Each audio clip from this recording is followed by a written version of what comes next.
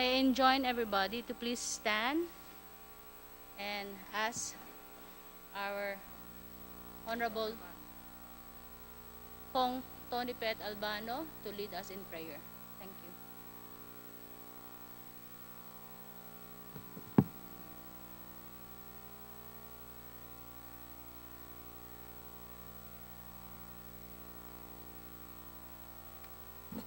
Let us all remember that we're in the holy presence of our Lord, Almighty Father, Yahweh, and our Lord Jesus Christ. Good morning, God. Today we invoke that you send us your Holy Spirit, the Paraclete, that Jesus has promised to send us to guide us and minister to us. Your Son Jesus has promised that when 2 or more people are gathered, there you will be with us. And so we are humbled by your almighty presence. Rightly, we first give thanks and praise for you have prolonged our life today. You have given us the opportunity to have another moment with our co-workers, our families, our friends, and our loved ones. May we not squander the day by making things bad and do evil. In today's work that you have set for us, may you enlighten, guide, inform, and help us to know the truth. For you have said that the truth will always set us free. May you then bless each and every one of us here to be able to understand one another, give us the real facts and true testimonies that we can all discern on what to do. We ask that this committee hearing will become fruitful and most productive session that will produce the result that you, O God, wants to happen. We are all your children, and we should learn to work and love one another. Provide us with the solutions we need to ascertain and arrive at the best action plan for us to move and become better human beings. May you also bless the workers and talents of ABS-CBN that we hold in our hearts dearly as they are affected by this controversial shutdown. May you minister to them as they face these serious trials in their lives. Comfort them and help them cope up with this pandemic and problems of where to get their livelihood. Prepare them for whatever outcome is there to come in their lives. I know that you will not abandon them even in the worst, if the worst comes. I know you will save them, especially those who are loyal to your love. More so, O Father, as we gather here today, we ask that you bless the whole nation, since we are all facing a bigger challenge in this pandemic of biblical proportions. Many people have died already. Many people still continue to suffer, and many more people will be affected socially, politically, physically, economically, psychologically, and spiritually. For those who are suffering now, please heal them, nurture them, appease them, and most especially give your love to them.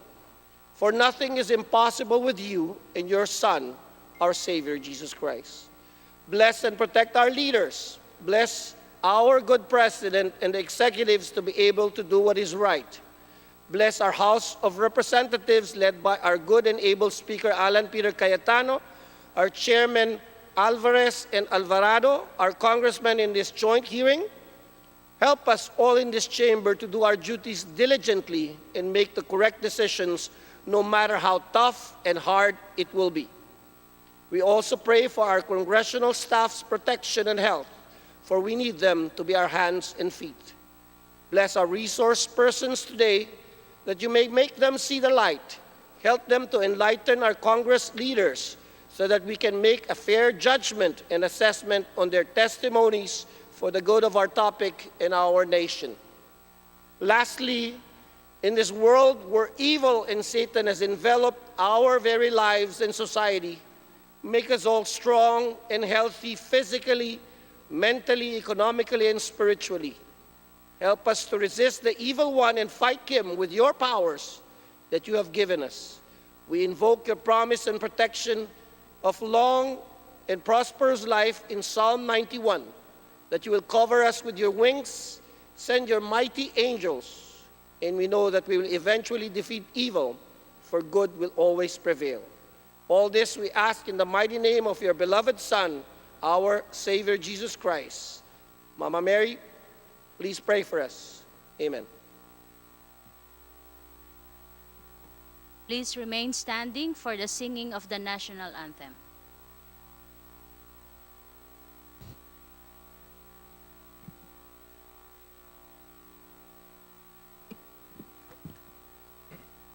The joint meeting with the Committee on Good Government and Public Accountability is hereby called to order. On the part of the Committee on Good Government and Public Accountability, known as the Blue Ribbon Committee of House of Representatives, the joint meeting with the Committee on Legislative Franchises is hereby called to order.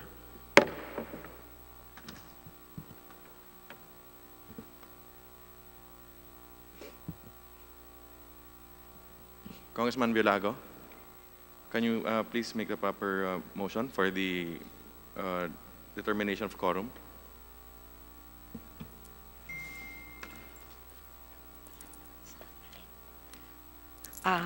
Mr. Chairman, on the part of the Committee on Legislative Franchises, I dispense the calling of the roll. Second. There's a motion to dispense with the calling of the roll for the Committee on Legislative Franchises. Motion is duly seconded. Without any objections, motion is approved. Vice Chairman Defensor, you're now recognized. Thank you, Mr. Chair. Mr. Chair, may I move to dispense with the calling of the roll for the Committee on Good Government and Public Accountability. Do I hear a second? Second. Motion duly seconded and no objection raised. The calling of the roll of members for the Committee on Good Government and Public Accountability, known as the Blue Ribbon Committee, is dispensed with. Congresswoman Villago.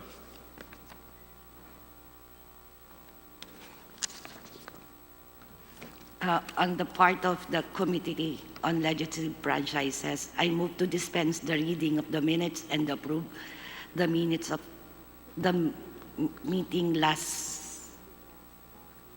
May 26. May 26, Mr. Chair. There's a motion. Are there any second? Duly Second, Mr. seconded. Without any objections, motion is approved. On the part of the Committee on Good Government, Public Accountability, may I move, Mr. Chair, to dispense with the reading and approval of the minutes of the previous meeting. I so move. Second. Do I hear a second? There's a motion to dispense with the reading of the minutes of May 26, 2020 joint meeting to approve the same. The motion is seconded. Is there any objection? Hearing none, the motion is approved. On the part on the Committee of Legislative Franchises, the Chair would like to instruct the Committee Secretary to please acknowledge the guests present and also our members.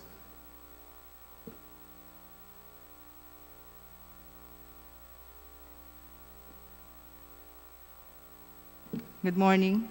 For the members present in the session hall, we have Chairman Franz Alvarez, Chairman Jose Antonio Alvarado, C. Alvarado, Honorable Elpidio Barzaga, Honorable Micaela Villago, Honorable Sol Aragones, Honorable Roberto Puno, Honorable Rodante Marcoleta, Honorable Juan Miguel Arroyo, Honorable Alfredo Garbin, Honorable Ferdinand Gaite, Honorable Arlene Brosas, and Honorable Franz Castro, and Vice Chair Rodolfo Antonio Tonipet Albano. For the Zoom, those present in the Zoom, we have Speaker Alan Peter Cayetano, Majority Leader Ferdinand Romualdez, Representative Joy Tambunting, Representative Enrico Pineda, Deputy Speaker Loren Legarda, Deputy Speaker Rosemary Baby Arenas, Deputy Speaker Paulo Duterte, Representative Jose Pingping Tejada, Representative Gabriel Bordado, Representative Edsa Lagman, Deputy Speaker Pablo John Garcia, Representative Christian Onabia, Representative Noel Lacson, Representative Stephen Paduano, Representative Chedorico Jaresco, Deputy Speaker Raneo Abu, Deputy Speaker Aurelio Gonzalez, Deputy Speaker Vilma Santos Recto, Representative Josephine Ramirez Sato, Deputy Speaker Dan Fernandez, Representative Roland Valeriano, Representative Sheena Tan, Representative Lo Fortun, Representative Rufus Rodriguez, Deputy Majority Leader Ria Farinas, Representative Sandro Gonzalez, Representative Michael Edgar Aglipay, Representative Faustino Michael D., Deputy Speaker Evelina Escudero, Representative Romeo Halosos, Representative Maricel Nagano, Representative Estela Kimbo, Representative Yasser Balindong, Representative Ann Hofer, Representative Gavini Pancho, Representative West Gatchalian, Representative Sara Ibanez Elago, Representative Euphemia Colyamat, Representative Maitet Colyantes, Representative John Marvin Nieto, Representative Jericho Nograles, Representative Inodi, Hil Acosta, Representative Eduardo Gulias, Representative Claudine Diana Bautista, Representative Along Malapitan, Representative Alfred Vargas, Representative Cyril Abueg Saldivar, Representative Edward Maceda, Representative Mark Go, Representative Adriano Ebcas, Representative Frederick Shaw, Representative Yeda Romualdez, Deputy Majority Leader Bernadette Herrera, Representative Mike Aglipay, Representative Rogelio Pacquiao, Representative Edio Bong Plaza, and Representative Datu Rooney Sinsuat. For our guest present in the session hall, we have from the Department of Justice, Assistant Secretary Nicolas Felix T., and State Counsel Charles Romulus Cambaliza. From the NTC, we have Deputy Commissioner Cabarrios. From the ABS-CBN, we have Mr. Martin Lopez, Chairman, Mr. Carlo Katigbak, President and CEO, Ms. Socorro Bidane, COO for Broadcast, Mr. Raymond Miranda, Chief Strategy Officer, Attorney Enrique Quiazon, Corporate Secretary, Attorney Aresio Rendor, Attorney Miguel Damaso, and Attorney Cherry Cruz.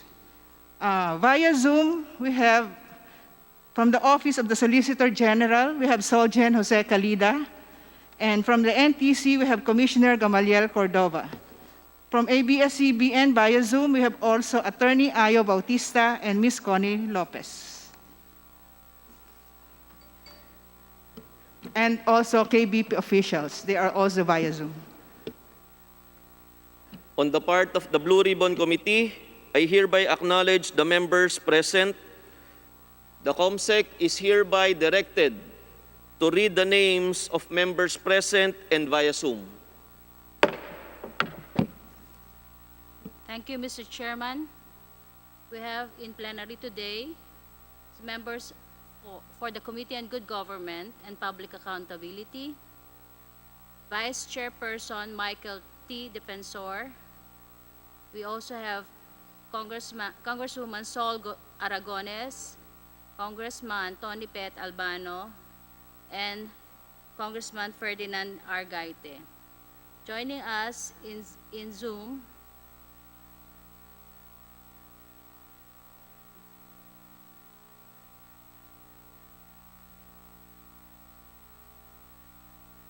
we have the Vice Chairperson Enrico Pineda, Representative Gabriel Bordado, Representative Maricel Natividad Nagano, Representative Sandro Gonzalez, Representative Estela Kimbo, Representative Claudine Bautista, Representative Cyril Abueg Saldivar, Representative Adriano Ebcas, Representative Romeo Halosos Jr., and Representative Cesar Jimenez.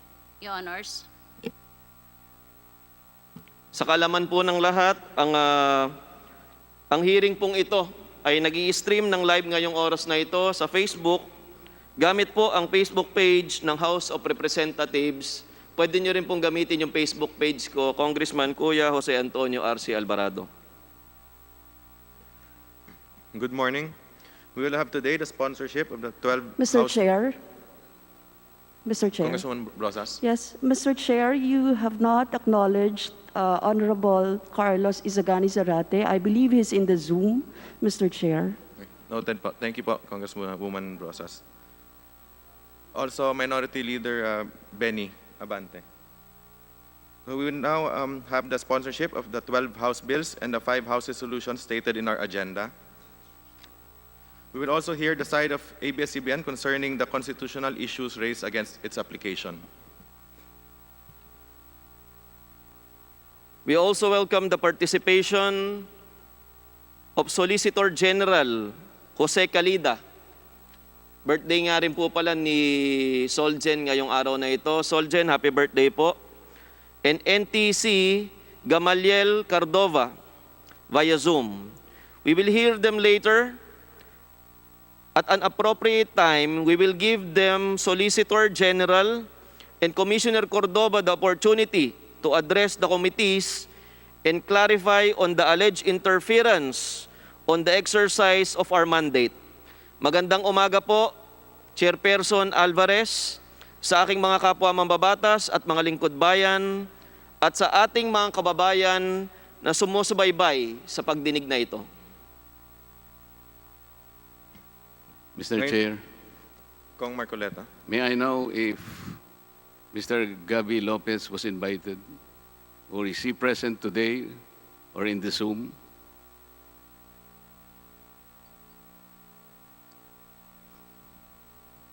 Wala po. Mr. Chair, I ask this question because I saw the agenda and I think we will discuss the issue of citizenship. I think there are questions that are personal to him. I don't think the lawyers present today will be able to answer all these questions, particularly those questions that are personal to him. I wouldn't know how to deal with this, Mr. Chair, if he is not present. I'd like to believe that he should be, as a matter of courtesy to this House. The issue of citizenship is not a simple matter, Mr. Chair. I hope the representatives of ABS-CBN would find in their heart the importance of being able to motivate him or convince him to be present. Thank you, Mr. Chair. Thank you for that observation, Congressman Marcoleta. Mr. Maybe Chair? the committee can invite Mr. Gabi Lopez. We'll send an invitation for our next hearing. The chair would like to instruct the COMSEC. Congressman Defensor? Mr. Chair, you already made an invitation because with the manifestation of the Honorable Marcoleta, I would have moved officially to have him called to this hearing. But as you have already stated the invitation, Mr. Chair, then we leave it to the committee to have him invited to this. Because that is correct, Mr. Chair. The issue of the Honorable Marcoleta is not just a simple issue of financial or violations of certain laws, but it is a constitutional mandate that we have to fulfill as part of their franchise. So I second the manifestation of the Honorable Marcoleta, Mr. Chair. Thank you, Kong Defensor. So now, may we move on? Mr. Chair, Franz Castro po. Congresswoman Castro. Just an inquiry, Mr. Chair. So may I know I know I have this agenda. We have here the sponsorship of the legislative franchise for ABS-CBN, and the second agenda is the inquiry on the different inquiries about the ABS-CBN. So the joint committee meeting is for the inquiry about the ABS-CBN. May I know, Mr. Chair, when are we going to discuss solely the agenda on the legislative franchise? Because I know the legislative franchise issue is just for the Committee on Legislative Franchise, and this committee hearing is on the inquiry of our colleagues about the ABS-CBN. So may I know the time frame, Mr. Chair, about the legislative franchise by the ABS-CBN filed by our colleagues or by us in the committee? Mr. Chairman, Kong Barsaga. Well, actually, insofar as the inquiry of our distinguished colleague is concerned, necessarily we have to determine or rule on the franchise application of ABS-CBN. And in ruling insofar as the ABS-CBN application is concerned, we have to consider that during the period of franchise of ABS-CBN or at the start, has there been a violation of Philippine laws? Is ABS-CBN compliant with the requirements of Philippine laws? And therefore, we cannot separate the renewal from the other issues such as the constitutionality involving ABS-CBN. I think all these issues are intertwined, related with one another, and we cannot separate yung issue ng ABS-CBN renewal from the alleged violations of ABS-CBN. Thank you very much for that manifestation. Maraming salamat, Congressman Barsaga. Para po sa kaalaman ng ating kasama na nagkaroon ng inquiry, under Section 35 of our rules in the last paragraph, the committees and subcommittees, as far as practicable, shall schedule bills, resolutions, or petitions on similar or related subject matters for the same meeting or hearing. Maraming salamat po.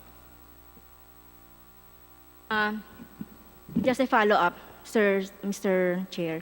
So, ibig sabihin po ba nito, yung hearing po nung franchise ng ABS-CBN ay talagang hanggang sa huli ay with the joint committee hearing po?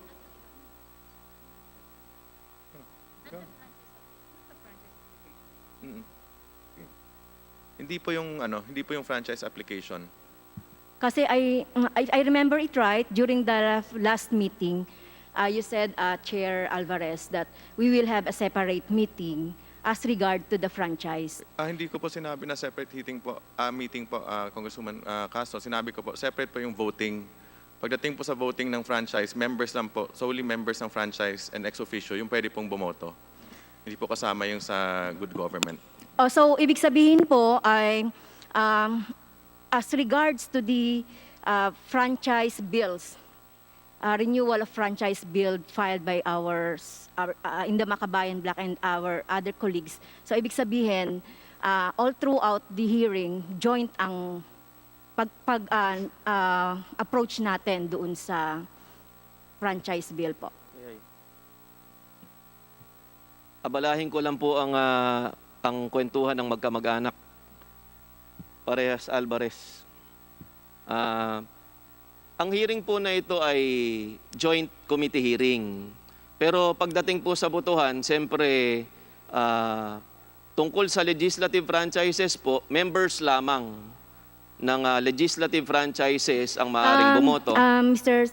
Chair, I know po, alam natin yung rule na yan. Ang tinatanong ko lang po, yung pag-uusap tungkol sa inquiry about yung legality, constitutionality, and other complaints by our colleagues and other colleagues, at saka yung legislative franchise ay pag-uusapan jointly nitong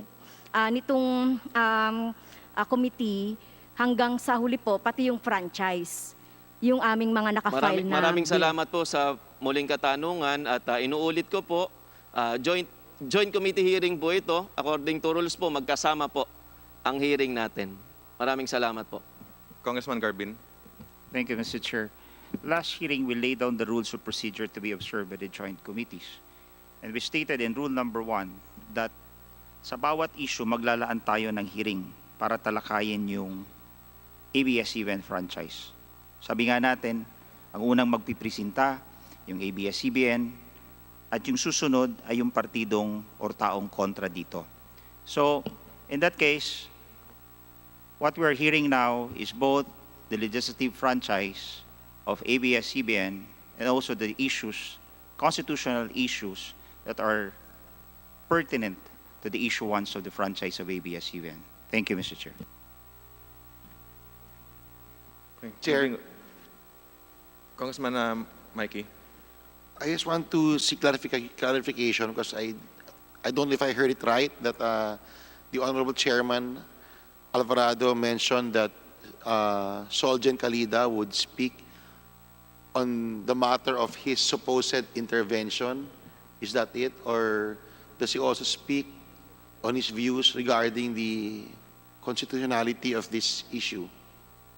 Because if we only say that he will only speak about his supposed meddling, then we are boxing him in, Mr. Chair. I don't know if I heard it right, Mr. Chair. I just want to seek clarification if possible. Maraming salamat po, Congressman Mikey Arroyo, sa aking isa po sa kapitbahay, malapit lamang po sa lalawigan ng Bulacan at iniidolo po natin. Tama po yung unang nabanggit na magpapaliwanag po si Solgen Kalida ng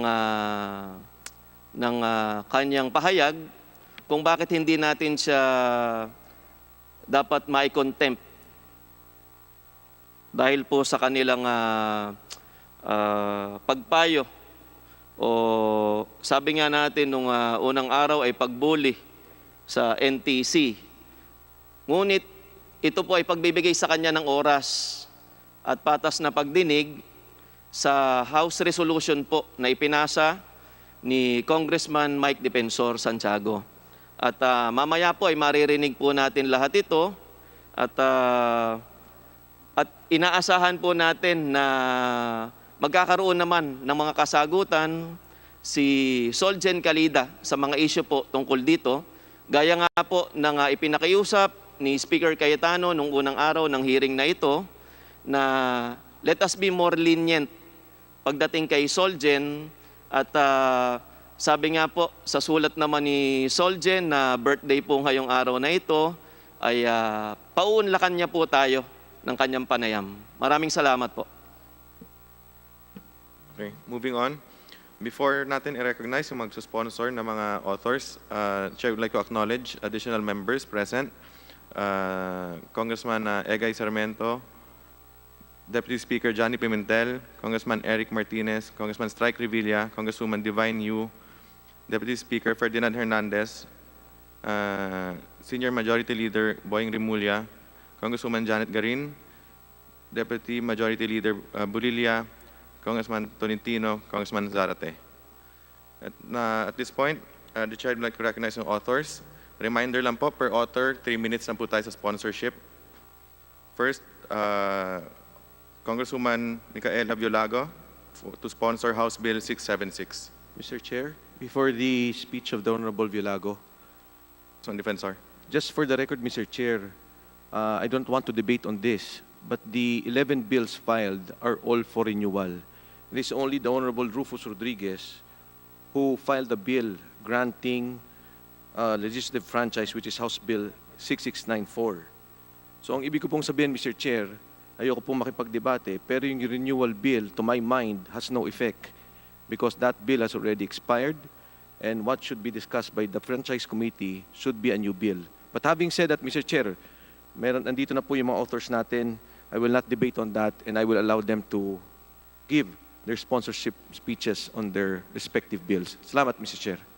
Noted, Vice Chairman Michael Defensor.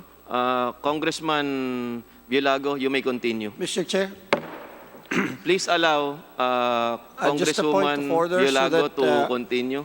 just a point of order with the statement Yes, of yes. Congressman Defensor. You acknowledge Congressman Albano. Thank you, Mr. Chair. I support the sentiments of Congressman Defensor. I am not here also to debate, but if they are willing to just renew so that we can fix this, instead of putting renew, but file an amendment to their sponsorship statement to say that it is for a new franchise, then this fixes the problems of their sponsorship speeches, Mr. Chair. That's all. Thank you.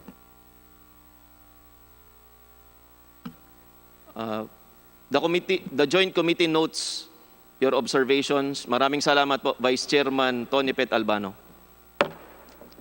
Congresswoman Mickey Violago, finally, you have the floor. Thank you, Mr. Chair, and good morning to everyone.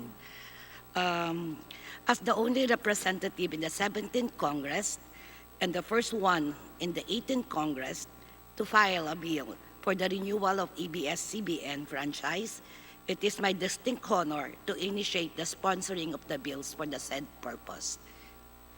ABS-CBN Corporation is one of the key players in the country broadcast industry. As the Philippine oldest and largest media conglomerate, it has been forefront of providing radio and TV programming for the best 7 decades. Throughout its many years of existence, ABS-CBN has served the Filipino people here and abroad through its local and international programs, 687,000 households and 3.129 million individuals likely do not have access to TV or radio after the ABS-CBN shutdown. ABS-CBN produced a broad array of engaging world-class entertainment programs and balanced and credible news programs that are aired on cable TV and free-to-air television channels. It is also among the country's leading radio broadcaster, operating 18 radio stations throughout major cities of the Philippines. In acknowledgement of ABS-CBN accomplishment and the capital requirements of its operations, the immediate grant of its franchise is recommended to ensure the ABS-CBN could continue fulfilling its mandate of being in the service of the Filipino.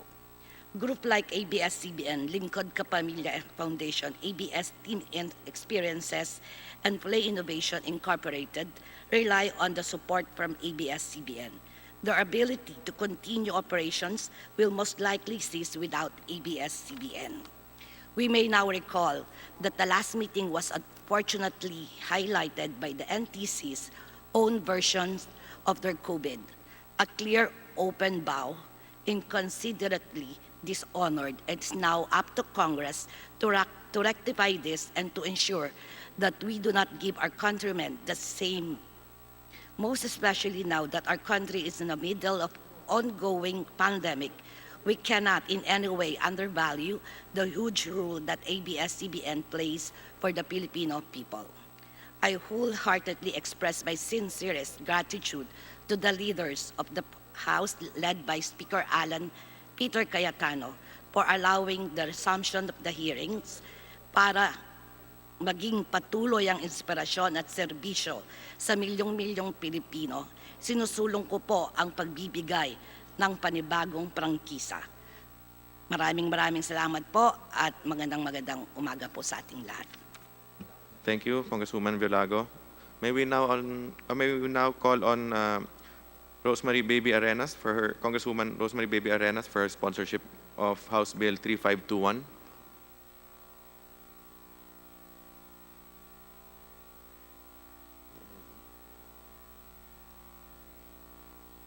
Nasa Zoom po si Congresswoman Arenas. Nadinig na ako. Ano na? On na ba ako? Yeah. Mr. Speaker, Chairman of Committees, colleagues, and guests, magandang umaga po. Mr. Chair, I would like to be allowed to have the explanatory note of House Bill 3521 to be considered as my sponsorship remarks. This is, to my mind, will save us time and to allow also the other members of the House who will be sponsoring similar bills to be able to make their statement, if they so desire, in support of their bills. So, Mr. Chair, may I leave my remaining time to Honorable Deputy Speaker Johnny Pimentel. Maraming salamat po. Thank you, Congresswoman Arenas. May we now recognize Honorable Joy Mira Tambunting for sponsorship of House Bill 3713.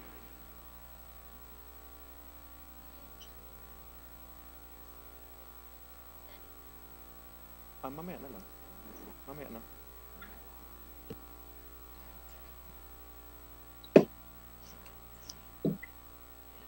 Mr. Chairman, colleagues, in the House, distinguished guests, I would like to thank our Honorable Speaker, Alan Peter Cayetano, and Honorable Committee Chairman Chicoy Alvarez, and Chairman C. Alvarado, for calling today's meeting and for hearing my bill House Bill 3713 as one of the bills seeking to renew the franchise of ABS-CBN.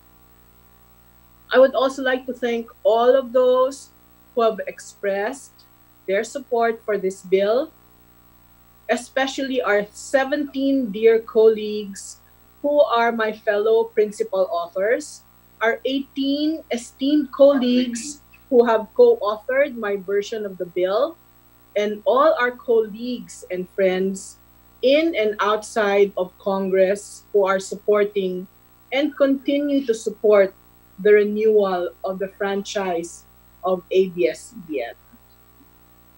I support this measure for the sake of the millions of Filipinos who depend on ABS-CBN as a source of entertainment and information, for the thousands of families and depend on ABS-CBN for their income. I, like some of our colleagues, both here and in the Senate, am proud to say that I have experience working for this corporation. One of my first jobs in my professional career was with ABS-CBN. In the late 1980s, after People Power, I had the privilege of being one of the pioneer employees of ABS-CBN. I started as an associate producer, then executive producer, then producer. My work consisted in approving scripts and budgets as well as hiring talents, hiring production people, handling 5 to 6 shows at any given time. As a show producer, I was trained to take care of people and organize people to come up with a weekly or daily show. Everyone from the directors, scriptwriters, to the actors, to prop men and production coordinators, even caterers I would put together for a particular show. Little did I know that this outlook of taking care of different people, organizing, would help me in my work as a public servant now. Ngunit sa lahat po ng aming mga palabas sa ABS-CBN, lagi po kaming hinahanapan ng ginintoang aral. Laging kinakailangan at di maaaring mawala ang halaga ng isang ginintoang aral. The important lessons and values we always need to be reminded of in our world today have become a trademark in the shows of ABS-CBN would produce. My mentors in ABS-CBN taught me a lot about work, the value of work, hard work, respect for work, accuracy at work, love and respect for co-workers, and most of all, the dignity of work from God. These lessons all helped me mold me into what I am today. I will never, never forget that. I sponsor this bill with the belief that Congresswoman ABS-CBN should be Tambunting, given a chance reminder to po, continue 3 minutes its lang po. mission of serving Filipinos here and abroad and in providing employment to thousands of Filipinos. Though I am a sponsor of this measure, I Congresswoman Tambunting, sorry. do not believe we should approve this measure without hearing all sides. I welcome the hearings of the committee that the committee will be conducting, as it will allow us to study this bill thoroughly. And as our good speaker has said, these hearings will allow everyone, pro and against, this franchise to say their piece. In recognition of ABS-CBN's corporation tireless delivery of service for the Filipino people since its establishment, this bill seeks to renew ABS-CBN's corporation right to construct, install, establish, operate, and maintain broadcast stations in the Philippines. On behalf of the people of Parañaque City 2nd District and for the common good of the Filipino people, the approval of this said measure is earnestly sought. Maraming salamat po. Thank you. Before we recognize the next sponsor, Chair would like to remind again, 3 minutes lang po ang limit natin. Now the Chair would like to recognize Congresswoman Sol Aragones to sponsor House Bill 3947. Thank you, Mr. Chairman. Mr. Chairman, honorable members of this committee, I speak today based on a very deep and personal knowledge and experience about the subject matter of our legislative action as representatives of the Filipino. As representatives of the Filipino, we are tasked to conscientiously determine whether or not the applicant network, ABS-CBN Corporation, is qualified to be granted a legislative franchise in the very same way that others also granted the same privilege, subject, of course, to similar requirements as provided for clearly by our existing laws, rules, and regulations regarding the grant of franchise of this kind. Mr. Chairman, honorable members of this committee, about 20 years ago, I applied for a job at this network and was accepted as a researcher, writer, and then I became a segment producer, and then I became a news reporter, and then I voluntarily retired as a program host about 7 years ago. In my 13 years as an employee of this company, I remember so many stories of hopes and dreams, of chances and choices, of struggles and triumphs, of love and everything, as in memories that will last me a lifetime. But there is one thing I can never forget. ABS-CBN was not only interested in reporting the news, but it went above and beyond the obligations of a broadcast network by helping those in need, no matter how few they may be, no matter how far they may be. Truly, simply, ABS-CBN stood for then, as it stands for now, in the service of the Filipino. Ako po mismo ilang beses, pinatakbo ko kung saan may bagyo, baha, sunog, pinapunta kung saan may lindol o landslide, at kung ano pang mga sakuna, parating nakasunod ang sagip kapamilya, tumutulong sa pamilyang Pilipino.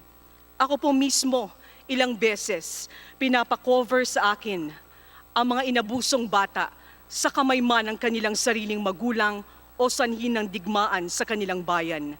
Parating nakasunod ang bantay bata, tumutulong sa batang Pilipino.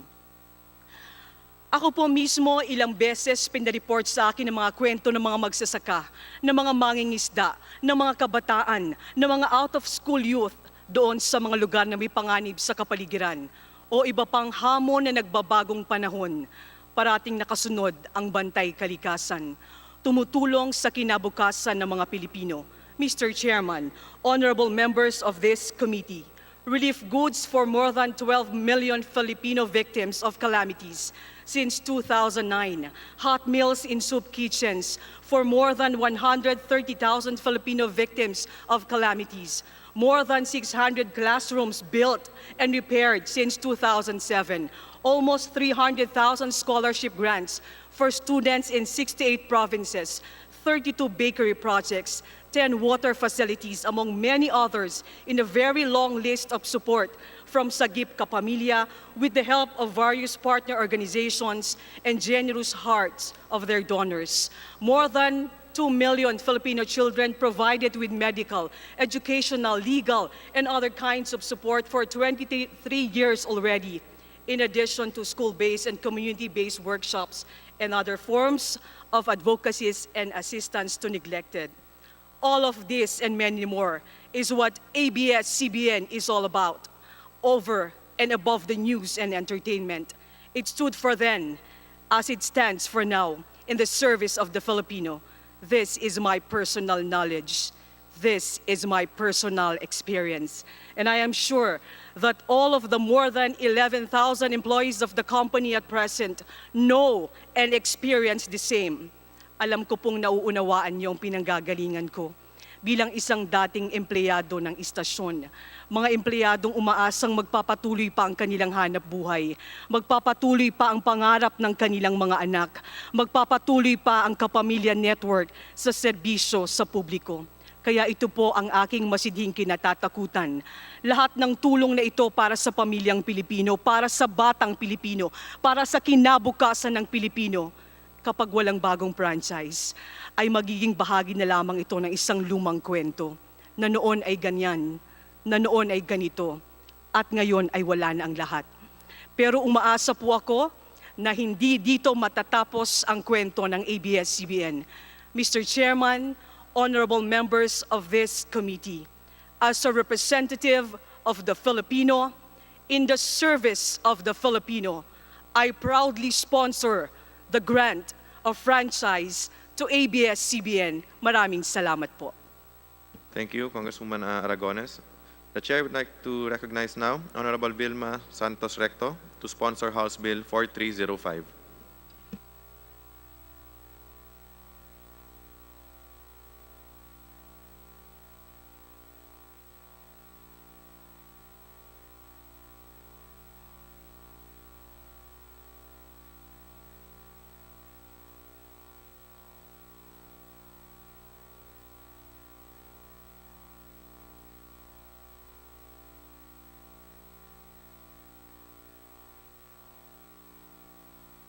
It is with deep sincerity that I thank this committee, especially Speaker Alan Peter Cayetano, and the House leadership for giving us the opportunity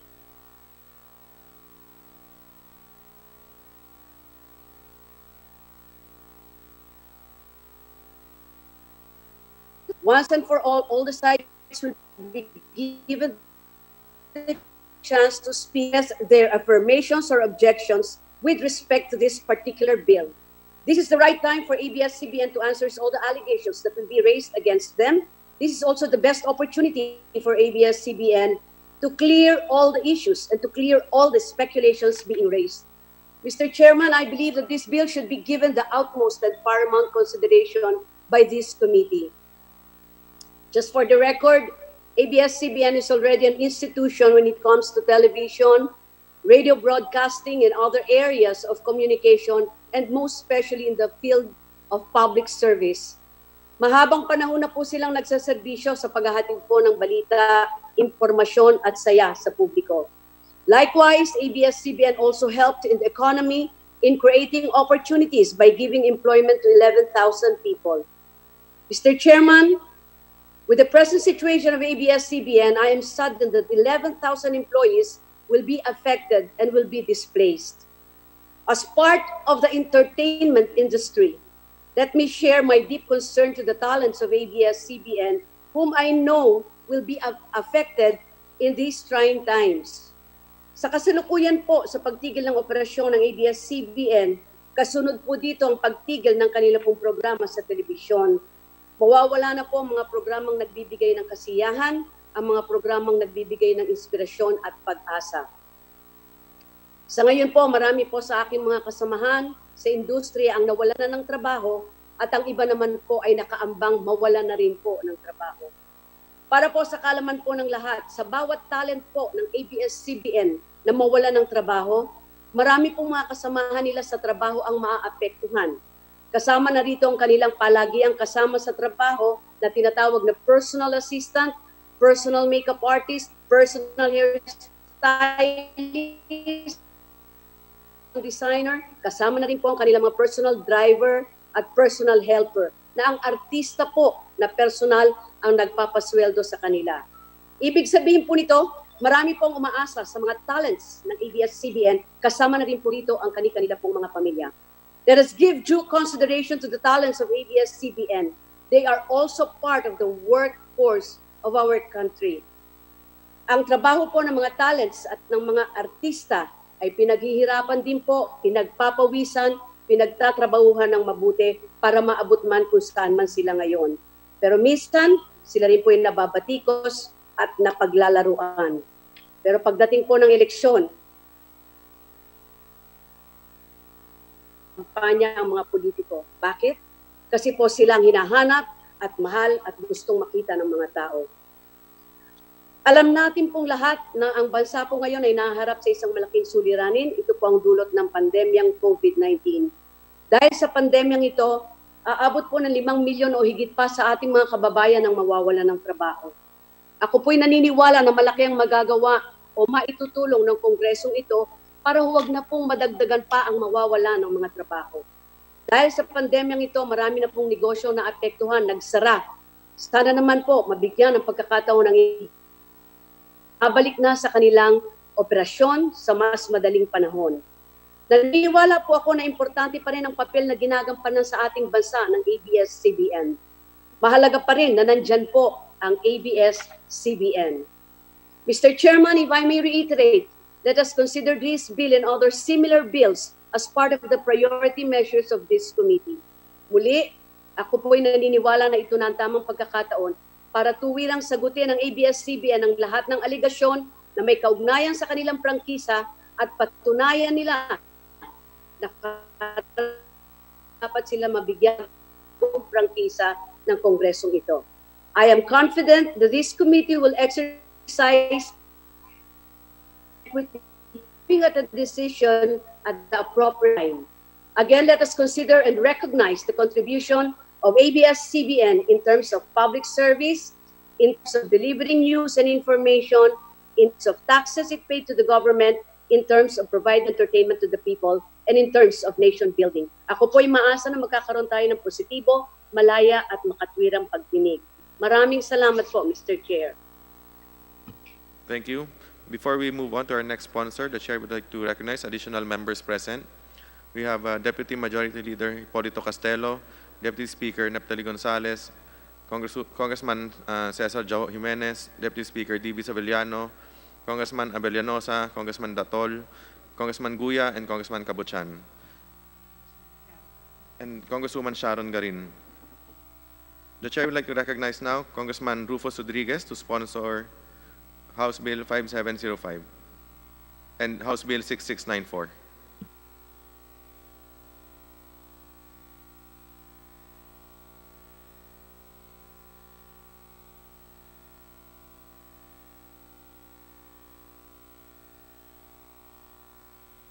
Can you hear me, Mr. Chairman?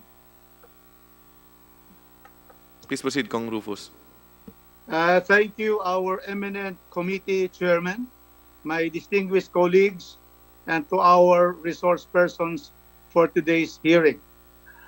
I am author of House Bill 5705 for the renewal of ABS-CBN for 25 years. I am also the author of House Bill 6694, granting a 25-year franchise for ABS-CBN. There may be two bills pending in this committee, but the objective is one and the same: to allow the ABS-CBN to continue operations for the next 25 years. Mr. Chairman, there are allegations of alleged constitutional and legal violations against my bill, against the extension of the ABS-CBN franchise. First is the allegation that Mr. Gabby Lopez is an American citizen and unable to own shares and to be president or the management of the ABS-CBN. The other one is the allegation on the alleged violation of the issuance of PDRs, Philippine Depository Receipts. Mr. Chairman, and my distinguished colleagues, as lawyer, as former Dean of the College of Law of San Sebastian College, and as Chairman of the Committee on Constitutional Amendments, let me put my position clear that these allegations have no basis in law, and that we should grant the grant of 25 years to ABS-CBN. First, Mr. Eugenio Gabi Lopez III is a Filipino citizen. He was born to Filipino parents under the 1935 Constitution and was in effect, when he was born, automatically he is a Filipino citizen. That is by virtue of the principle of jus sanguinis, the law of ancestry or by blood. He was born in the U.S. in 1952, and under the U.S. Constitution, he is also a U.S. citizen. That is under the principle of jus soli, or the law of the soil. Mr. Lopez asked the Bureau of Immigration to recognize his citizenship, and it was for this purpose of getting official recognition of this Filipino citizenship in order to get a passport. But a passport is not the sole proof of ownership. There are many Filipinos who have never had passports, but they are Filipino citizens from the very, very beginning. The Department of Justice and the Bureau of Immigration have both recognized recognition of the Philippine citizenship from birth of Mr. Lopez as contained in identification certificate number 00969, dated October 1, 2002. Therefore, being a Filipino citizen, Mr. Lopez may own part of or participate in the management of the mass media company. The second issue is the Philippine Depository Receipts. The PDRs do not give the holders the right to vote nor participate in the management of ABS-CBN Corporation. It does not give the holders ownership over the shares of ABS-CBN Corporation.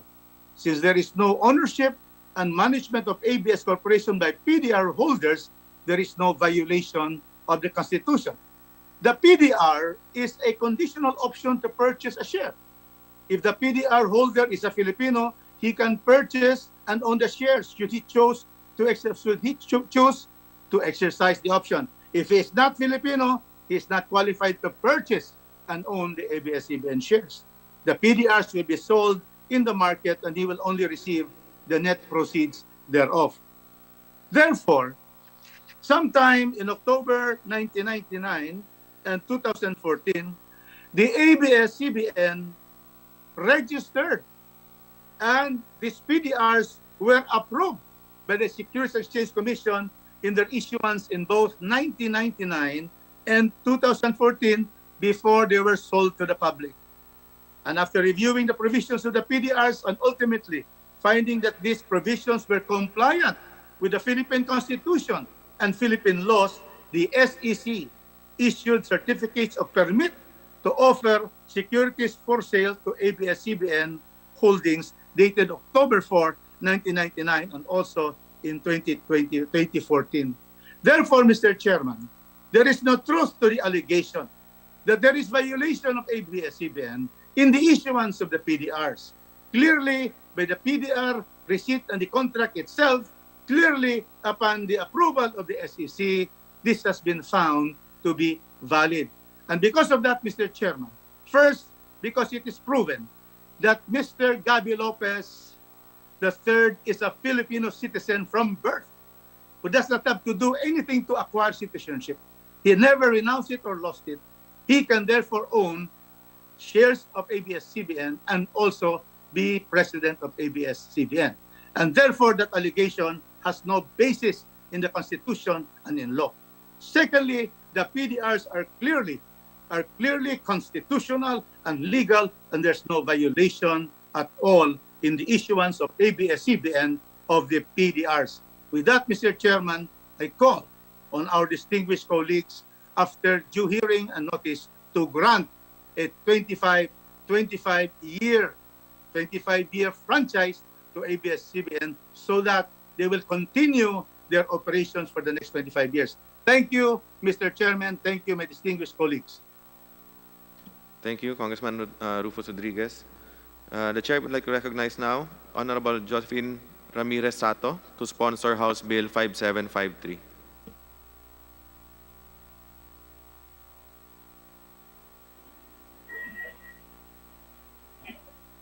Mr. Chairman, can you hear me?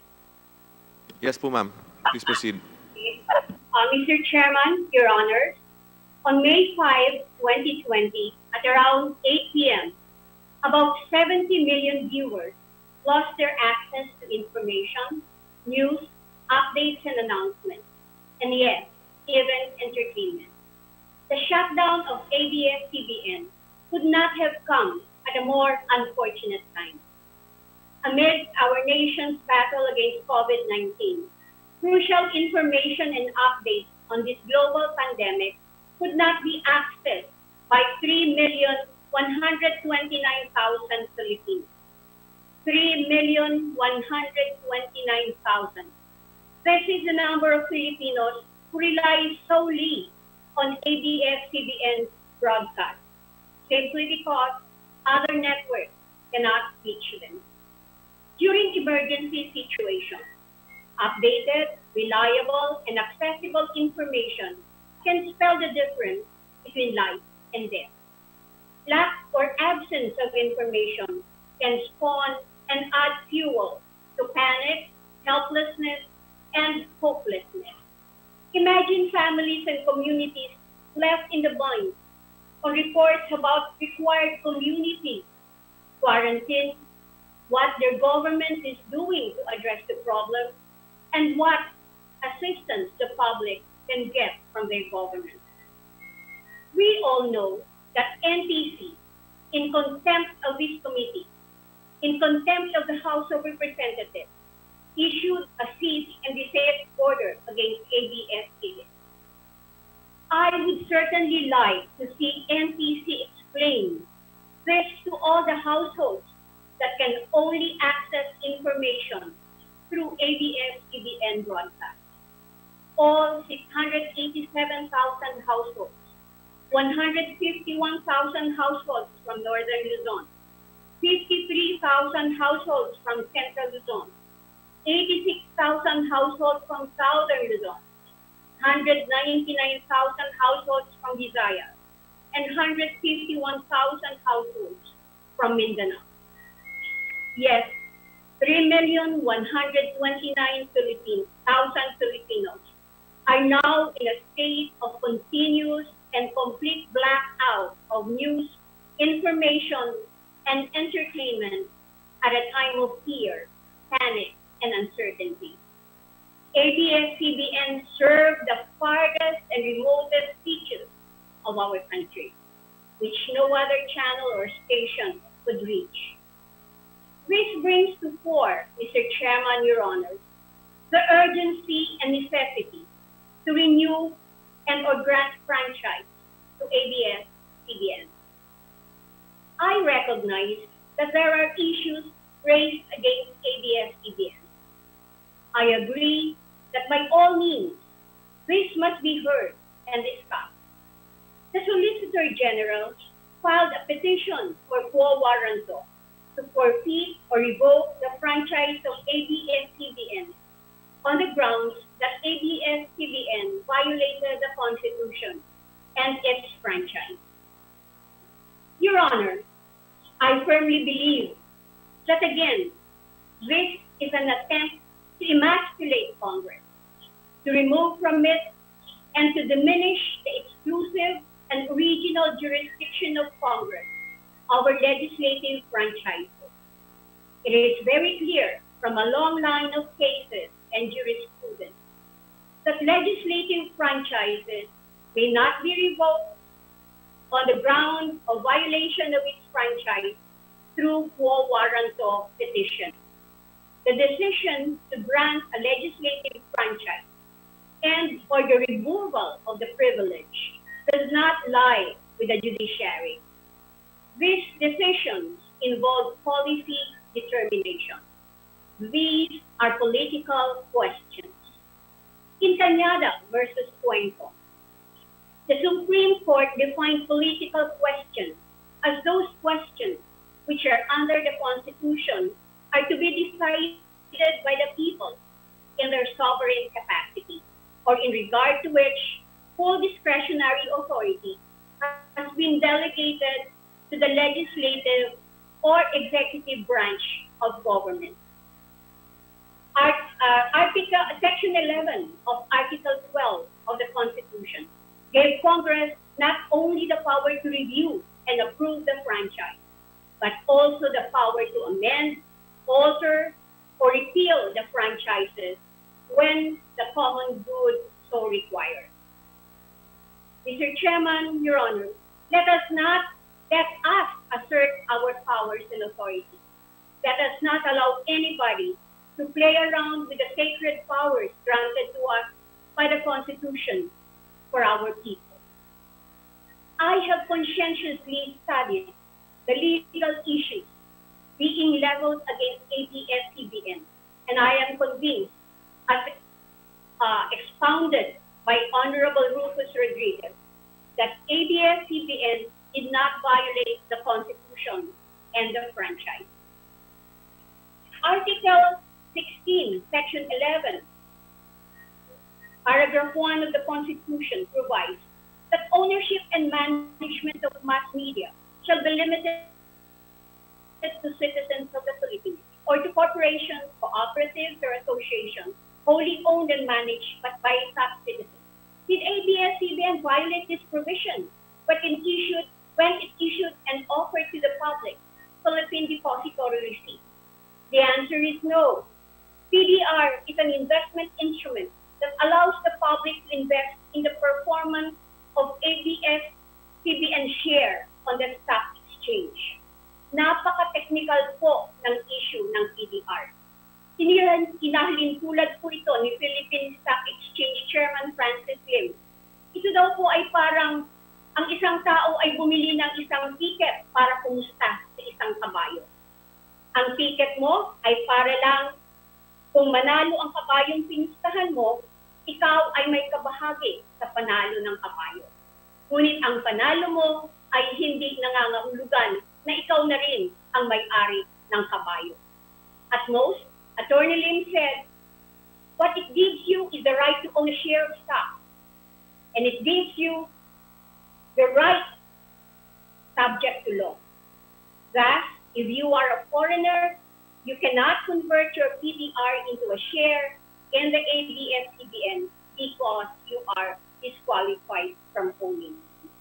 As stated by Congressman Rufus Rodriguez, no less than the SEC issued a certificate of permit to offer securities for sale. These certificates were issued to ABS-CBN before the PDRs were offered to the public.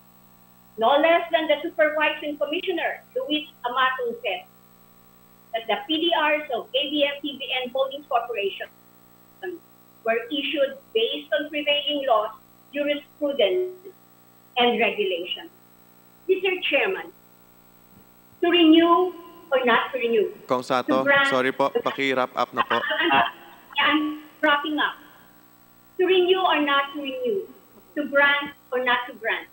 This is a question.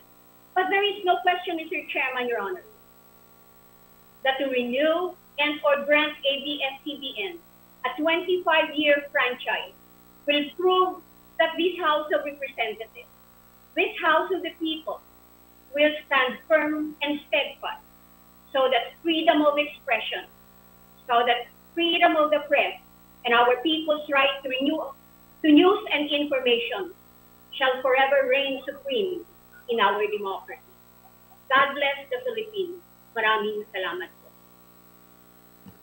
Thank you. The chair would like to recognize Congressman Caloy Zarate for his sponsorship of House Bill 6052 to be followed by Congresswoman Franz Castro.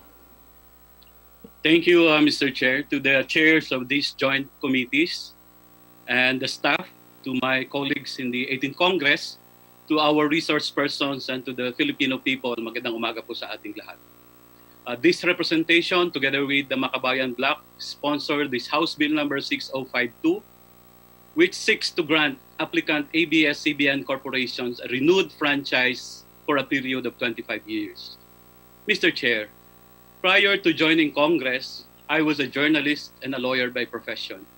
My advocacy, therefore, is to uphold at all times the freedom of the press, of speech and expression, and access to information of our people. In Chavez versus Gonzalez, GR number 168338, decided on February 15, 2008, then Chief Justice Puno stated, and I quote, "Much has been written on the philosophical basis of press freedom as part of the larger right of free discussion and expression. Its practical importance, though, is more easily grasped. It is the chief source of information on current affairs. It is the most pervasive and perhaps most powerful vehicle of opinion and on public questions. It is the instrument by which citizens keep their government informed of their needs, their aspirations, and their grievances. It is the sharpest weapon in the fight to keep government responsible and efficient. Without a vigilant press, the mistakes of every administration would go uncorrected and its abuses unexposed." Close quote.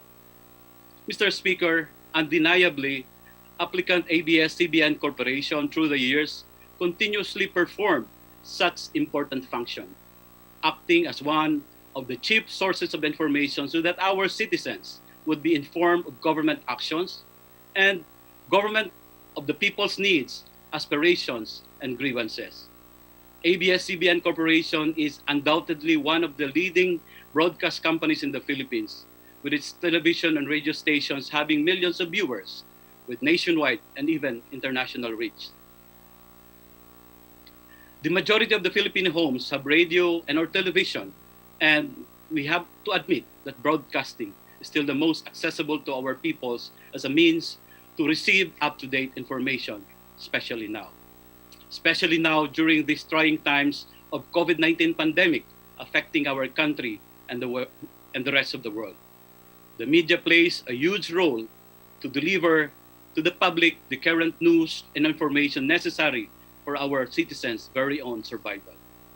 Especially too, in this era of fake news, when deliberate information, many even coming from officials and government agencies, is being spread like virus among our people in all platforms, particularly social media. ABS-CBN then can play a crucial role to counter this pernicious scheme. Now that the physical classes are seen as not safe and feasible for both children and educators, even Malacanang acknowledged that the applicant ABS-CBN could be instrumental for the government's push for distant learning. On its part, Mr. Speaker, ABS-CBN has already expressed support of the government's shift to distance learning in the time of pandemic through its educational and child development programs, which are already in existence even before the current crisis happened. Clearly, with the national presence of ABS-CBN, its accessibility and proven track record to produce quality educational content, it could effectively perform such a mandate in the new normal or the better normal in the educational sector. Further, the urgent grant of a franchise for a period of 25 years would be good news and bring good cheer to the thousands of Filipino workers of ABS-CBN. Last week, Mr. Speaker, we have already learned that some big corporations are planning to implement large-scale retrenchment due to the pandemic. Inevitably, thousands of Filipino people, thousands of Filipino workers would be out of work. It is within our power, therefore, not to add to the current state of massive unemployment by renewing the franchise of ABS-CBN in the most expeditious manner. We have the power not to exacerbate the rising unemployment rate in our country. I further implore this august body to also consider the contribution of ABS-CBN and its staff artists and thousands of employees to our public funds through the payments of the corporate and the latter's personal income tax. It is also within our power not to lessen tax collections by renewing the franchise of ABS-CBN so it could continue to operate and provide a livelihood to many. Finally, Mr. Speaker, it is earnestly sought of the House Committee on Legislative Franchise that we give ABS-CBN Corporation a renewed franchise for a period of 25 years. Maraming salamat po at magandang umaga sa ating lahat. Thank you, Kong Zarate. The Chair would like to recognize now Congresswoman Arlene Brosas.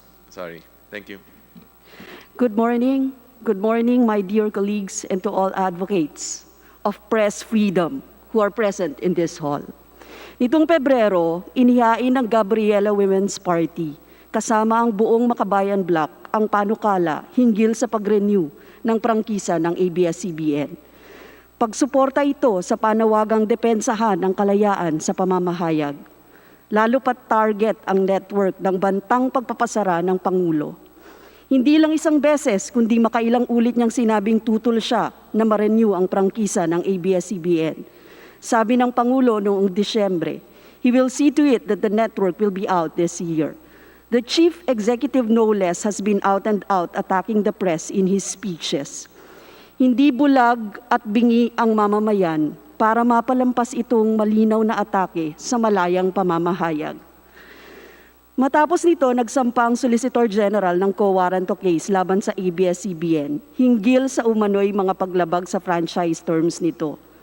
May 5, eksaktong 7:52 ng gabi, na puwersang mawala sa ere ang ABS-CBN matapos mag-issue ang NTC ng cease and desist order. na nakakakilabot na pagpapaalala kung paano ipinasara ang network noong 1972 ng diktadurang Marcos. Mr. Chair, pilit na inaalis ang koneksyon ng mga pangyayari at laging sinasabi na hindi ito usapin ng press freedom. Ang batas daw ay batas, kaya hindi pwedeng magpalabas, pero hindi kaya may kumukumpas para itigil ang palabas. Is it really a coincidence that the Solicitor General and the NTC are acting independently on the issue of ABS-CBN in accordance with their supposed mandates? Or is there a bigger force behind this? How do we make sense of the surplus of trolls, chest-beating Duralex, Sedlex, and even threatening ABS-CBN celebrities amid the pandemic? My dear colleagues, we cannot blindly insist on the primacy of the laws to justify the non-renewal of ABS-CBN franchise, when media freedom in all its vibrancy and varied interpretations is explicitly guaranteed in our very own Constitution. Sa panahon ngayon ng COVID-19 pandemic, higit na dapat tiyakin ang malayang pamamahayag at karapatan ng publiko sa impormasyon. Lalo pat nakaasa sa ABS-CBN ang milyon-milyon nating kababayan sa probinsya para sa pinakahuling balita. Mahalagang itaguyod din ang malayang pamamahayag sa kalagayang naglipa na ang mga makinarya ng kasinungalingan at takot na layuning patahimikin ng mamamayan. Totoong pribilehiyo ang pagkakaroon ng prangkisa, pero hindi dapat ito isangkalan para sagkaan ang karapatan ng malayang pamamahayag at tanggalan ng trabaho ng mahigit 11,000 manggagawa sa isang iglap. The grant or non-grant of a franchise should not be weaponized to exert pressure on media reportage and to brandish supposed political will and eagerness to uphold our laws, when what is apparent are deliberate efforts to shut down the network in line with the President's wish. Hindi rin magkatimbang ang personal grudge at ang demokratikong karapatan sa malayang pamamahayag. During Ferdinand Marcos' tyrannical regime, ABS-CBN was forced to bow down to him and his kin after the declaration of martial law. Today, it seems like those who have a personal grudge on the media network are following the instructions of the same playbook which led to the death of thousands of Filipinos. Kung kayang gawin itong pagpapasara sa isang malaking kumpanya, gaya ng ABS-CBN, paano pa ang mga maliliit na radyo at pahayagan, lalo sa probinsya? Kung makakalusot ang lantarang ataking ito sa media, ano pa ang pipigil sa mga puwersa ng tiraniya para patahimikin ng mga kritikal na community journalists at ipasara ng bara-bara ang mga local newspapers? Hindi maihihiwalay ang isyong ito sa pangkalahatang klima ng impunidad, kung saan binabali ang batas para takutin, dahasin o patayin pa nga ang mga mamayang kritikal sa mga pahayag at patakaran ng Pangulo. Maliit man o malaki ang target, atake ito sa kalayaang pinag-alayan ng buhay ng mga nauna sa atin at sa natitirang demokratikong espasyo sa atin. Hindi dapat maging bahagi ng new normal itong pagsagka at pag-atake sa malayang pamamahayag. Kailangang ibalik sa ere ang ABS-CBN sa lalong madaling panahon. At sa ginagawa nating deliberasyong ito, naway manaigang boses pabor sa pag-renew ng prangkisa ng ABS-CBN. May the forces of hope and freedom triumph over the powers that cloak tyrannical ambitions with supposed allegiance to our codes. Panawagan ko sa aking mga kasamahan sa Kongreso, huwag kayong matakot na manindigan para depensahan ang mahalagang haligi ng ating demokrasya.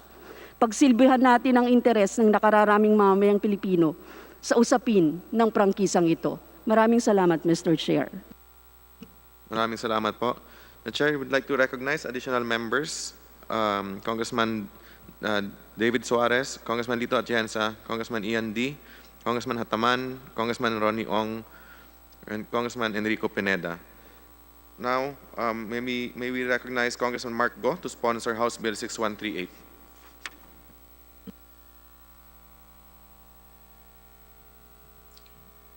Thank you. Thank you very much, Mr. Chair. Our beloved Speaker, Alan Peter Cayetano, honorable colleagues, fellow sponsors, resource persons, friends, ladies and gentlemen, magandang umaga po sa inyo lahat. Mr. Chair, History will remember the COVID-19 crisis as the pandemic that has shaken this country and the rest of the world. An invisible enemy that has claimed lives, paralyzed the economy, and affected life as we know it. Understandably, the atmosphere looms with fear and uncertainty, and it is now more than ever that our constituents look to us for guidance and support, relying on our leadership to aid them through this difficult time. As we at Congress work day in and day out towards solutions that will help us rise above this crisis, history will also remember how we, the country, duly elected leaders, responded to these trying times.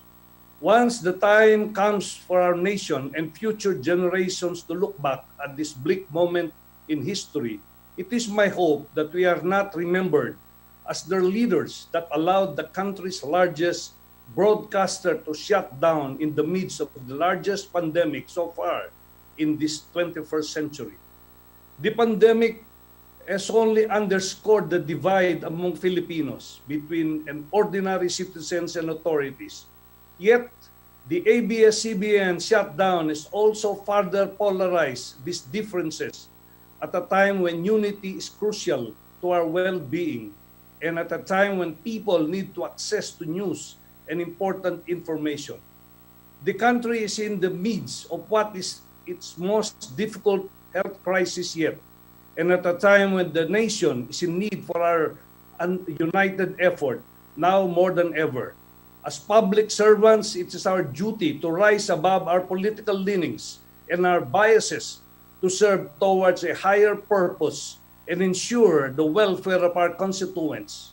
The ABS-CBN shutdown is not a mere issue of media consumption, where we lose one network in a sea of other broadcasters and media platforms. It is an issue, wittingly or unwittingly, of public welfare.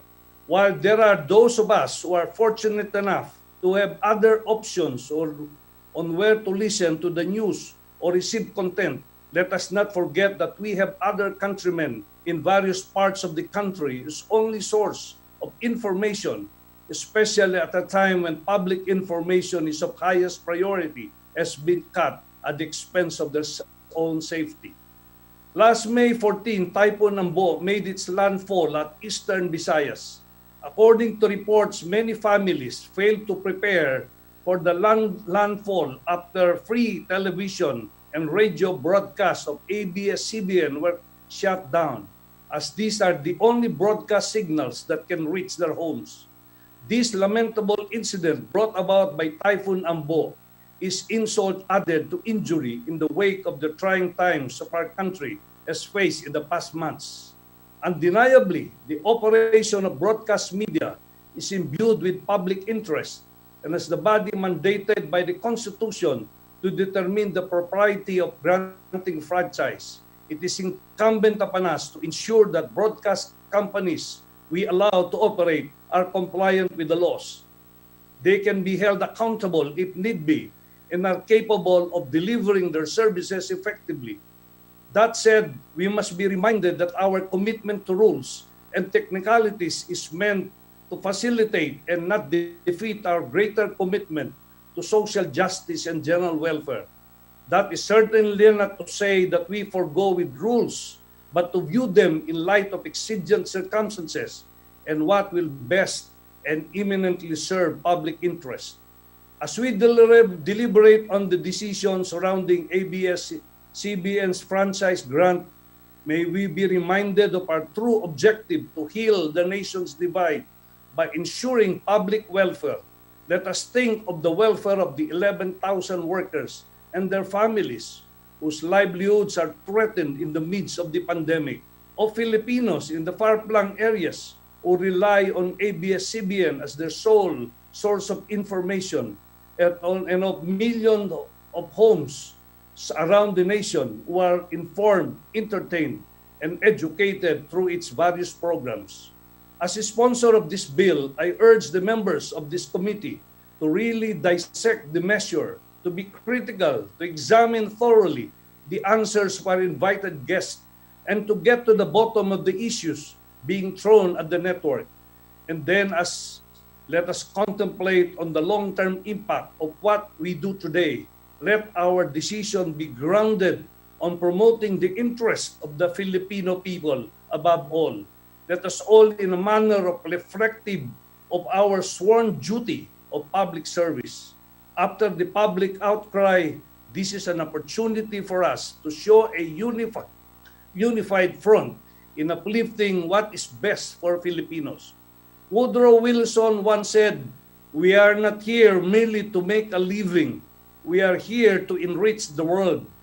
My honorable colleagues, we make things happen for the country. We need partners in the corporate world who share the same commitment to serving the Filipino people. For this reason, this representation seeks the urgent grant of ABS-CBN's 25-year franchise. Thank you at magandang umaga po sa inyo lahat. Pagpalain tayo ng ating po Panginoong Diyos. Thank you, Mr. Chair.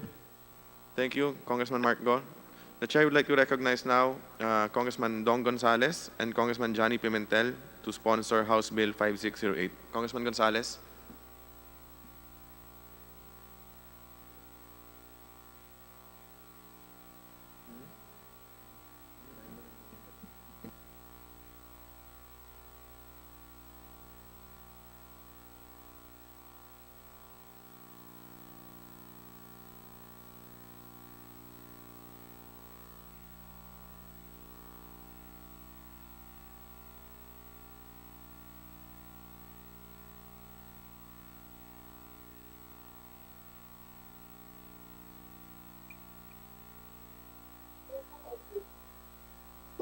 Thank you, Mr. Chairman, Mr. Speaker, our Speaker, Speaker Alan Peter Cayetano, to our dear colleagues, to our resource persons, magandang umaga po sa inyong lahat. Isa po ako sa mga author sa pagbibigay ng pagre-renew ng prangkisa ng ABS-CBN at sa mga industriyang nakakatulong at nakakapagbigay ginhawa sa mga Pilipino. Naniniwala po ako sa pamamagitan ng pagtutulungan ng mga pribadong sektor at ng gobyerno, mabibigyan natin ng mga consumer ng isang mabisang paghahatid na serbisyong publiko. Sa katunayan po, kasama natin si Chairman Alvarez, isa po tayo sa sumuporta upang maisabatas ang renewal ng prangkisa ng GMA Network, Smart Telecommunications, Globe Telecom, at iba pang mga lokal na prangkisa noong 17th Congress. Mr. Chairman, I have no vested interest in the outcome of this renewal. Hindi po ako investor, hindi rin po ako producer, at mas lalong hindi po ako artista ng ABS-CBN. Isa lang po ako sa mga Pilipino na gustong makita uli sa ere ang ABS-CBN. 29 years ago, Mr. Chairman, pumutok po noong June 15, 1991 ang Mount Pinatubo. Malaki po ang epekto nito sa aming probinsya sa Pampanga. Ang ABS-CBN po during that time ang nag-aabot ng ayuda at nag-cover ng mga pangyayari. Ganun din po noong October 1, 1995, dumating po ang malaking lahar sa aming probinsya which covered the whole province, most especially Bacolor. Wala pong social media during that time. Saksi po ako bilang biktima at miyembro ng Save Pampanga Movement. Kasama ang administrasyon noon sa pagligtas ng mga biktima ng mga panahon na iyon. Naging kaagapay ko po sila, istasyon ng mga pagbibigay ng oportunidad at trabaho sa mga kapampangan. Naalala niyo po ba yung teleserye na May Bukas Pa? Si Santino, isang taon po nating sinubaybayan yun. Yung San Guillermo Church po na lumubog ng lahar, sa Bacolor po yun. More than a year po, nanood po tayo ng teleserye. Maraming luhang tumulo, umiyak, dahil sa kwento ni Santino. Dahil po sa teleseryeng yun, marami po mga bata ang nag-field trip at naging turista po na bumibisita sa aming bayan, sa 3rd District, sa San Fernando, lalong-lalo na sa bayan ng Bacolor. Nagbigay po ito ng kaginawahan na ginawa kong batas na Republic Act 9506 At yun ang aking ginawa during my first term. Yung pakiramdam po ng mga kababayan ko, ay, sabi po nila, may pag-asa pa pala yung bayan natin. May pag-asa pa pala kasi nakita sa buong mundo kung paano nagbigay ng tulong at lumubog na lahar ang bayan ng Bacolod. Nais ko lang pong malaman, Mr. Chairman, kung may kaso po sa korte, sa SEC, sa BIR, sa DOJ, sa Ombudsman, sa NTC, sa NLRC, at iba-ibang quasi-judicial tribunal. At kung meron man po, siguro po ito, ano po ang estado kaya ng mga ito? Kaya nandito po tayo para malaman ito. Your Honor, dito po sa Kongreso, ginagawa po natin ang investigasyon in aid of legislation.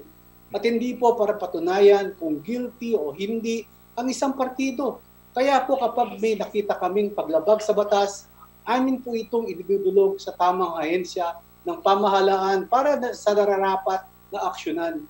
This is an avowed respect of the rule of law. Nararapat lang po ipagkaloob at ibigay natin ang ABS-CBN ang presumption of innocence hanggat wala pa po tayong final na desisyon ng ating korte sa mga bintang na ito. At the end of the day, if these transgressions are proven to be true by the courts in the violation of the Constitution and its franchise law, tayo po mismo sa Kongreso, tayo mismo ang magre-recall at magre-revoke ng kanilang prangkisa. Sa ABS-CBN naman po, lagi niyong isinasama ang identity na katagang in the service of the Filipino. Pero and the press freedom. Pero negosyo po to. Kumikita po kayo dito, kaya nakakapagbayad po kayo ng bilyon-bilyon sa BIR.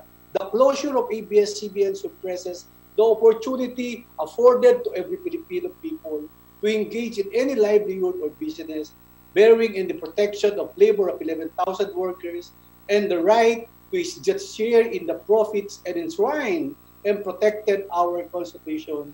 Sa huli po, bahagi po ako sa maraming milyong Pilipino sa pagsubaybay ng serbisyo publiko ng ABS-CBN. Ang layunin ko po dito ay layunin ng milyon-milyong Pilipino. Dakal pong salamat, payapayabak po kayo. Thank you, Congressman Gonzales. Congressman Johnny Pimentel.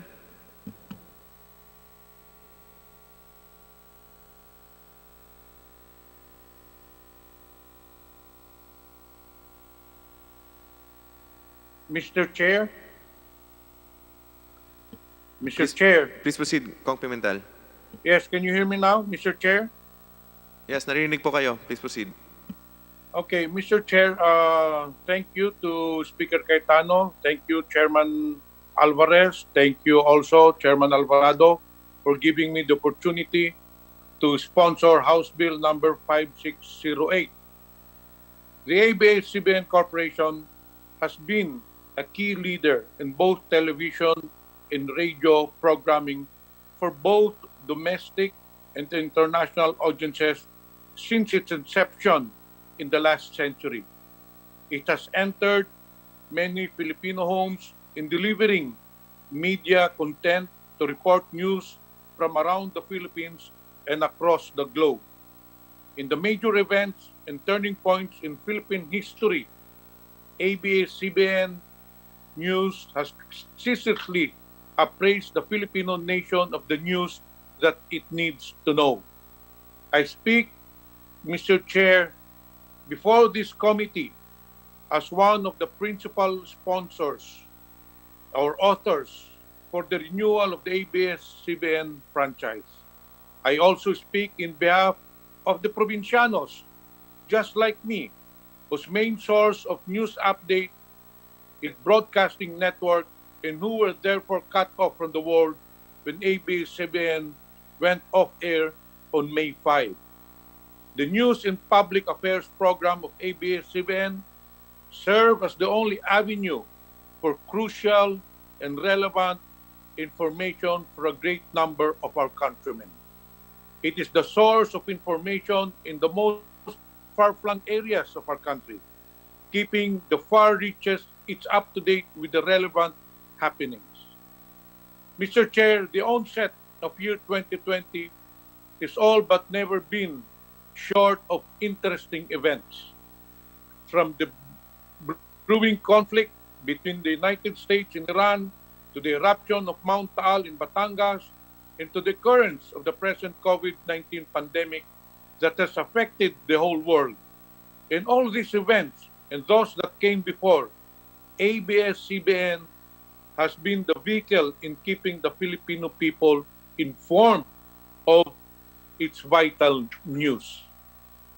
It should be noted, Mr. Chair, by Congress, that the cessation of ABS-CBN broadcast operation has caused particular hardship in distraught due to the lack of accessible information in warning the people in provinces ravaged by Typhoon Ambo.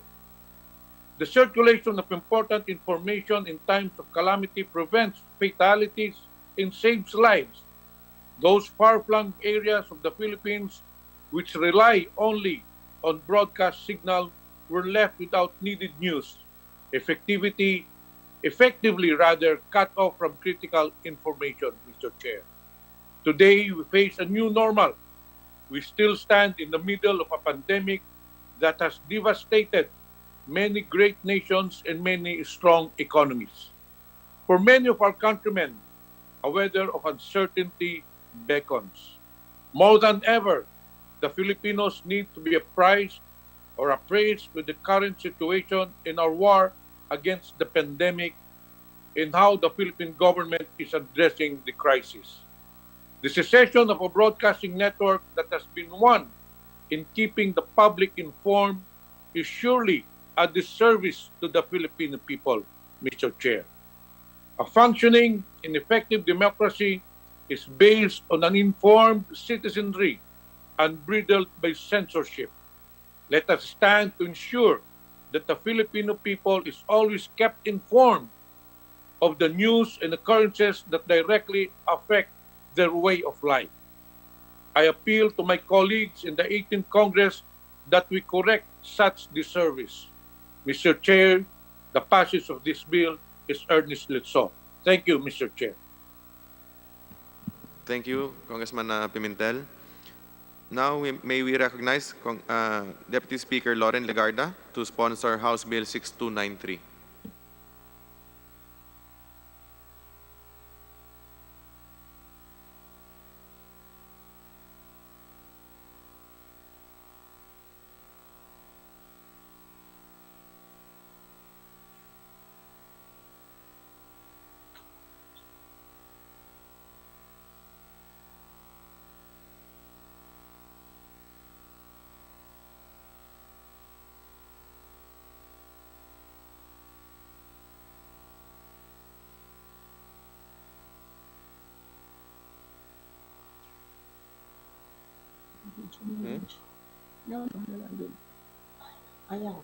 Mr. Chairman, do you hear me?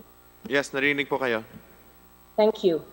For some reason, there's no video. The internet is down now. I hope I am heard loud and clear, Mr. Chairman. Malinaw po, ma'am. Mr. Speaker, good morning, Chairman Chicoy Alvarez, to the members of the committee and our esteemed colleagues, panel persons, resource speakers. Much has already been said about why Congress should pass the House bills on the ABS-CBN legislative franchise. I will no longer belabor any of the points raised by your esteemed colleagues. This representation acknowledges that there have been issues raised for and against the pending measures, and all these must be addressed in the spirit of fairness, parity, and transparency. Allow me to just place on record that having been part of this news organization from 1986 to 1998, before I became senator, those were the years that formed a great part of my life, which I cherish. I stand for the corporations, 11,000 employees or more, composed of the rank and file, talents, professionals, my previous co-workers, who are facing uncertainty with regard to their jobs and sources of income and livelihood at this worst possible time as we face the COVID-19 pandemic. Let us all help them, and let us help the industry. Lastly, I wish to thank the Committee on Legislative Franchise for taking up these House bills in this morning's public hearing. May I also request, Mr. Chairman, that my whole explanatory note in my proposed measure be part of the record, since I was only given 2 minutes to deliver the statement. Thank you, Mr. Chair. Thank you, Deputy Speaker Lauren Legarda. Noted on your request. Finally, before we recognize our last sponsor, the Chair would like to recognize additional members present. Congressman De Venecia, Congresswoman Bagat Singh, Congresswoman Helen Tan, Agabas, and Babasa. So now let's recognize Congressman Edsa Lagman to sponsor House Resolution 639.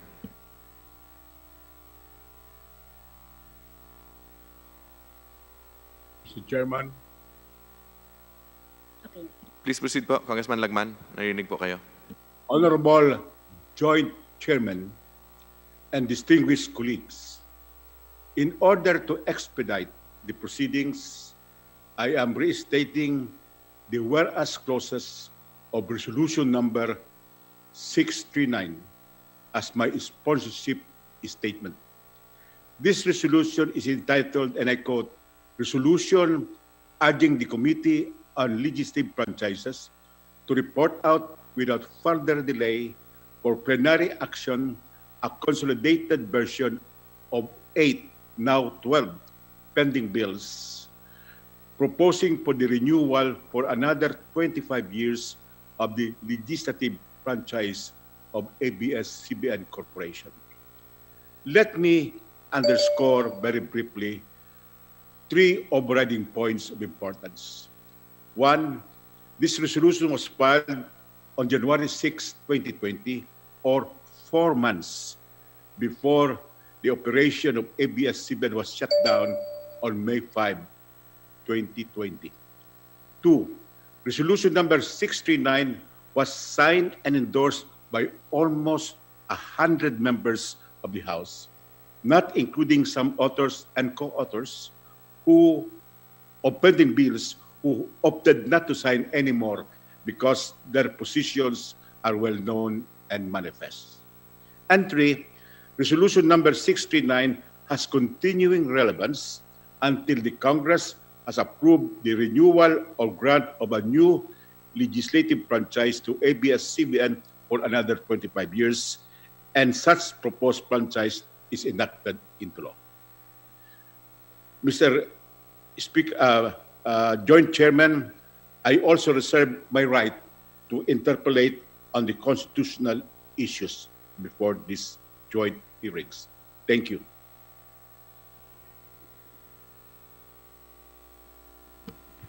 Thank you, Congressman Lagman.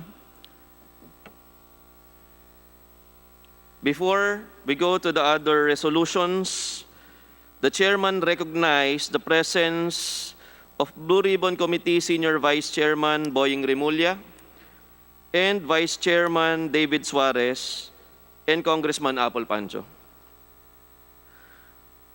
To espouse on the resolutions, we'll now give the floor to the House to the sponsors of House Resolution referred to Committee of Legislative Franchises and those jointly referred to the Committee of Legislative Franchises and Blue Ribbon Committee.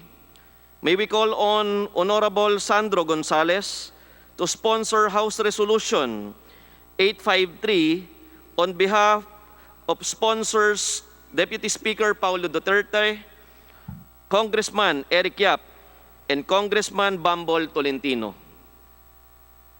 Congressman Sandro, you now have the floor. Mr. Chair, esteemed colleagues, good afternoon. I have the honor to sponsor House Resolution number 853, resolution directing the Committee on Legislative Franchises to inquire, in aid of legislation, on the probable violations of ABS-CBN Corporation of its legislative franchise under Republic Act number 7966. For a few months now, the issue on ABS-CBN franchise renewal has brought unease to many of our constituents as they demand for clarity and transparency. Our purpose for filing this resolution is to set up a congressional inquiry to once and for all settle this matter. There is no better venue to discuss ABS-CBN's franchise renewal than in Congress, primarily here in the House Committee on Legislative Franchises. Yes, there were several discussions conducted in various platforms regarding the issues on ABS-CBN, but still there is a need to present these here in this meeting so as to put everything on record under the committee who is principally in charge with the grant, amendment, extension, or revocation of franchises. This hearing shall look into probable violations committed by ABS-CBN that could impede the granting of their franchise. As members of the committee, as representatives of different districts and sectors, it is our job to ask crucial questions and scrutinize the data presented to us. Granting a franchise is not a matter to be taken lightly. We have to first guarantee that ABS-CBN complied with the law through their franchise, as it shall serve as the basis for their renewal. This is a question of merit. As it is our mandate to serve the interests of the Filipino people, we have to warrant that corporations like ABS-CBN are not exemptions to the law, if proven that they violated franchise regulations. Thank you and good morning. Maraming salamat, Marino Party List Congressman Sandro Gonzales. For the resolution number 839, may I call on Honorable Lawrence Fortun for his sponsorship remarks.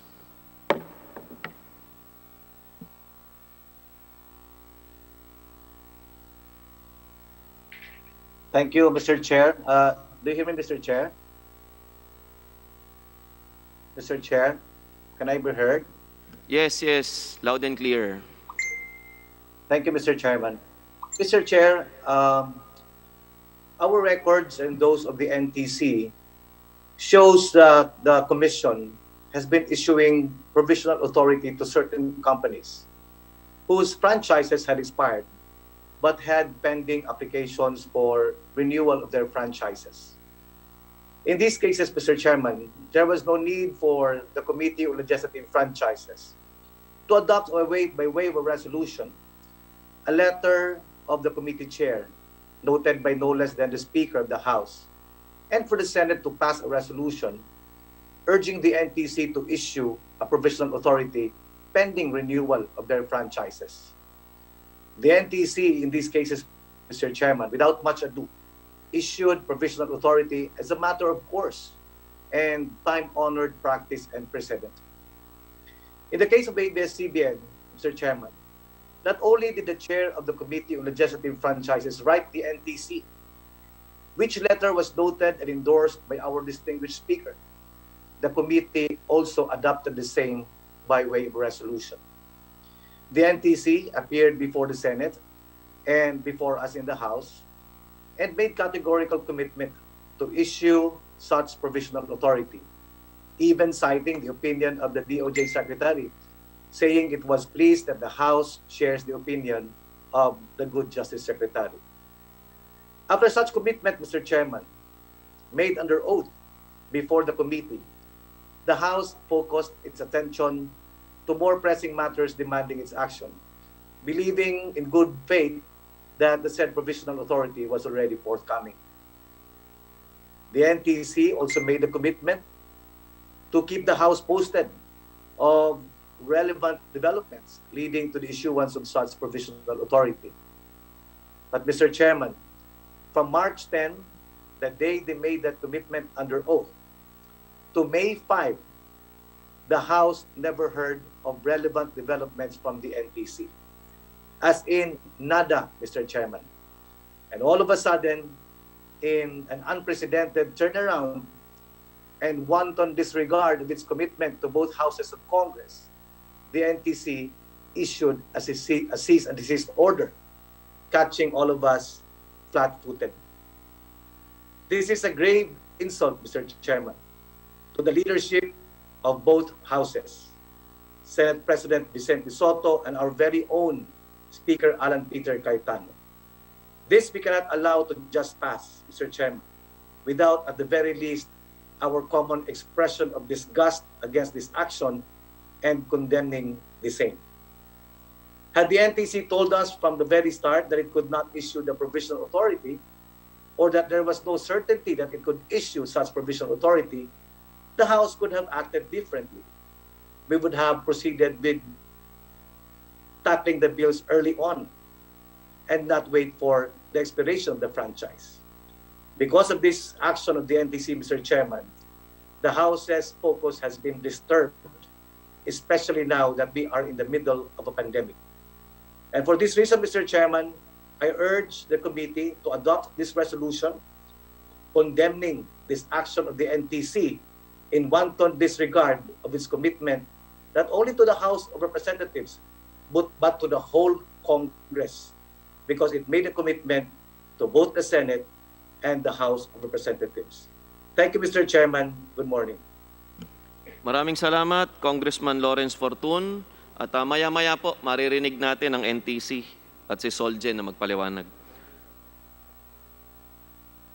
Now, may we hear from Honorable Edgar Sarmiento for his sponsorship speech on House Resolution 863. Congressman Sarmiento, you now have the floor. Speaker Alan, Peter Cayetano, Joint Chairs Alvarez and Alvarado, my dear colleagues, resource persons, ladies and gentlemen, ating mga kababayan, magandang umaga po sa ating lahat. This representation from the 1st District of Samar filed House Resolution number 863, a resolution urging the House of Representatives through the Committee on Legislative Franchises and Blue Ribbon Committee to admonish Joint Chairs, the National Telecommunications Commission on its failure to comply with their commitment under oath, ulitin ko po, Joint Chairs, under oath, and to conduct an inquiry in aid of legislation on the same and on possible measures to be taken on the matter. Joint Chairs, this is a clear disrespect to an institution, the House of Representatives, Joint Chairs, to Congress, by no less than the head of NTC himself. Masama pa nito, Joint Chairs, they violated their own rules.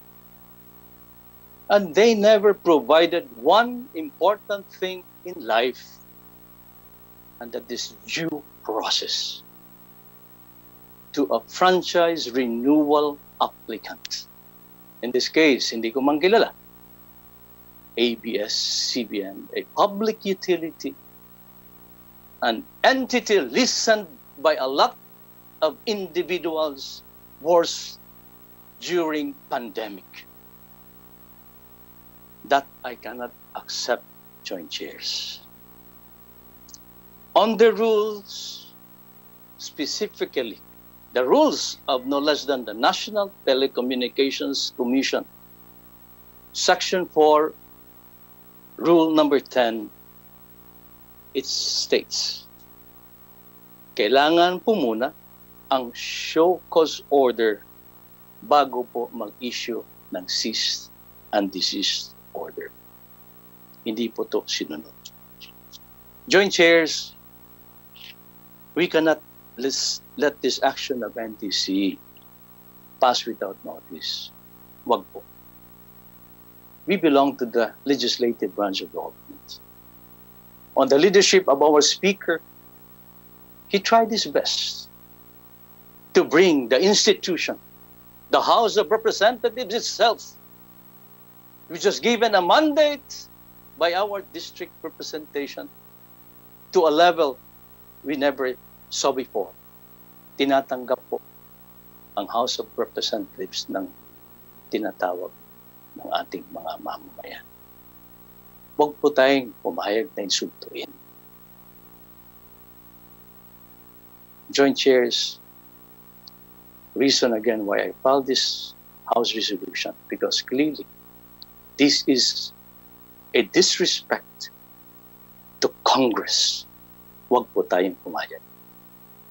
I end my sponsor's speech, Joint Chairs. Magandang umaga po sa ating lahat. Salamat po. Maraming salamat, Congressman Sarmiento, Committee Chairman ng Transportation. Ngayon naman po ay kilalanin natin ang pinagmamalaki ng Quezon City, Honorable Mike Defensor, to espouse on his House Resolution 846. Congressman Mike Defensor, you're now recognized. Thank you, Mr. Chairman. Mr. Chairman, this resolution was filed immediately after the closure of the ABS-CBN. Ang resolusyon po na ito hindi partikular sa prangkisa ng ABS-CBN, kung hindi po doon sa mga aksyon na isinagawa ng Opisina ng Solicitor General, and I understand Solicitor General Calida is here, at ng ating pong sa NTC. Also, the Office of the NTC and its officers are all here. Some of them are in Zoom watching this hearing. Mr. Chair, the basis for this resolution was because of the commitment given by the National Telecommunications Commission to the Committee on Legislative Franchises, particularly the members and leadership represented by Congressman Chairman Chicoy Alvarez when they conducted the hearing last March 10. Kung naalala po ng marami, noong February 26, nagkaroon po ng sulat ang ating Speaker Alan Cayetano kasama ang Chairman Chicoy Alvarez na kung saan sinaad po nila na kung maaari magpatuloy ang pag-broadcast ng ABS-CBN pending the discussion on the legislative franchise. Ito pong paghingi sa NTC na pabayaan magpatuloy ay batayan na rin po na nangyari nung nakaraan. There were several franchises in the past wherein the franchise has already ceased in terms of its expired in terms of what was allowed by law, and yet they were still allowed to operate. Nandiyan po yung CBCP, nandiyan po yung GMA7, and so many other franchises in the past. At ito din po naman ay sinang-ayunan ng Department of Justice na sinabi nila na dahil nga sa prinsipyong ito na may mga nangyari ng mga prangkisang pinabayaan nung nakaraan ay papayagan. Ang nangyari ho nung March 10, nagkaroon muli ng pag-uusap, no March 4 sa Senado, muli po itong binanggit ng NTC, batay sa opinyon ng DOJ, papayagan nila magpatuloy na mag-operate ang ABS-CBN hanggat hinihiring ng Kongreso. Noong March 10 po, ganito rin po naging pag-uusap sa Kongreso, katulad ng aking nabanggit. And so on March 11, these were all in agreement. Ang Senado, ang Kongreso, ang NTC, maging ang Department of Justice. Nagulat na lang po tayo nung sometime late April, sumulat ang Solicitor General's Office to warn the NTC about the issuance of a provisional authority. At dahil po dito, noong May 5, if I'm not mistaken, May 5, NTC issued a cease and desist order. Ang punto po dito, Mr. Chair, sa ating pong kagalang-galang na Honorable Alvarado, the Honorable Chicoy Alvarez, wala po itong kinalaman sa prangkisa ng ABS-CBN kung ito ay i-renew natin o hindi. Ang ating pong pag-uusap dito ay sana dapat pinayagan ang ABS-CBN na dapat habang naghihiring tayo na pinapagpatuloy natin ang pagtingin sa kanilang prangkisa at yung mga belisyon na binanggit ay pabayaan sila mag-operate.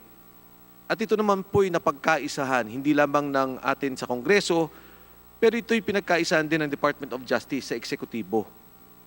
At dahil po dito, sinabi nga natin na may pagsisinungaling na ginawa ang NTC.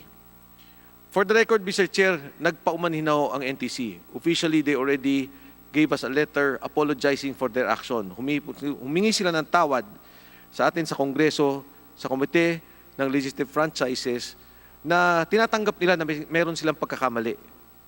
But again, Mr. Chair, our resolution is in aid of legislation. Hindi po dapat matapos doon yun. sa Estados Unidos, pag ikaw ay nagsinungaling o ikaw nanloko sa komite, mabigat under oath. No? And even if not under oath, during a hearing, there is a very serious penalty for the violation of perjury. Pag ito po may perjury, there is a serious violation of that. So ito, Mr. Chair, ang nangyari po sa atin. Pero, Mr. Chair, again, I leave it to the wisdom of the committee, on the Good Government Committee, my chairman, Honorable Alvarado, and of course, Chicoy Alvarez. Sa palagay ko po, importante pag-usapan yung prangkisa and at a proper time, kung nakikita nyo na pong i-take up ang resolusyon na ito, ay pwede natin pag-usapan with NTC, and of course, the Solicitor General will be invited to also give his side on this matter. Marami pong salamat, Mr. Chairman, Chairman Alvarado and Chairman Chicoy Alvarez. Maraming pong salamat, Congressman Defensor. Ngayon, dadako na po tayo sa mga opening statement. First, the Chair would like to recognize Solicitor General Jose Calida for his opening statement.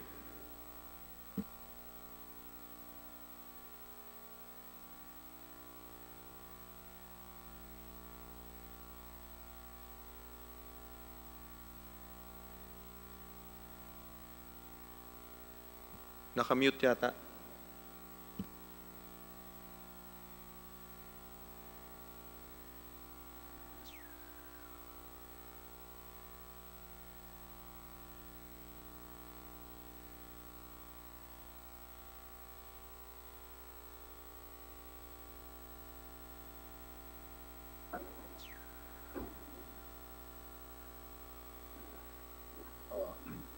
Honorable Speaker of the House, Alan Peter S. Cayetano, Majority Floor Leader Ferdinand Martin Romualdez, Chairman Franz E. Alvarez, Chairman Jose Antonio R. C. Alvarado, distinguished representatives, magandang umaga sa inyong lahat. At the outset, let me correct that this is not my birthday today. In a few weeks from now, that will be my birthday. At the outset, also let me thank the Speaker for according me leniency during the hearing last May 26, 2020, and for inviting me again in today's hearing regarding the constitutional and legal issues surrounding the franchise application of ABS-CBN. Bago po ang lahat, gusto ko pong ipaabot na nakikiisa ako at ang aking tanggapan sa layunin ni Speaker Alan Peter Cayetano na mabigyan ng isang patas, tapat at mabusising investigasyon na kikilatis at hihimay sa ABS-CBN. Nakikiisa po kami sa mga pagkakaroon ng malawakang diskusyon upang mahimay at mabigyang linaw ang mga issue at ang mga nagkakasalungat na opinyon, pananaw at haka-haka patungkol sa ABS-CBN.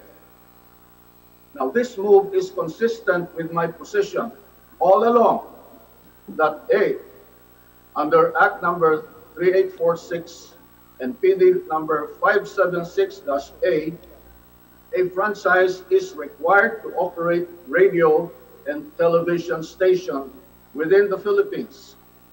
B, Congress has the exclusive and plenary power to grant a franchise, including its terms, conditions, and period. And letter C, a franchise for broadcast must specifically be in the form of a statute. I would like to take this opportunity to say that I am not at loggerheads with Congress. In my letter to the NTC, I only cautioned the NTC of its possible encroachment on the legislative power if it issues a provisional authority without a law authorizing such action. I never mentioned the name of Speaker Cayetano and any congressman in my advisory letter to the NTC or in any of my subsequent press releases. After all, I am also the statutory counsel of Congress, as demonstrated in the Ilocos 6 case, the martial law cases, minority leaders case in Suarez, etc. Number one, the Office of the Solicitor General, as representative of the Republic of the Philippines, has always upheld the rule of law.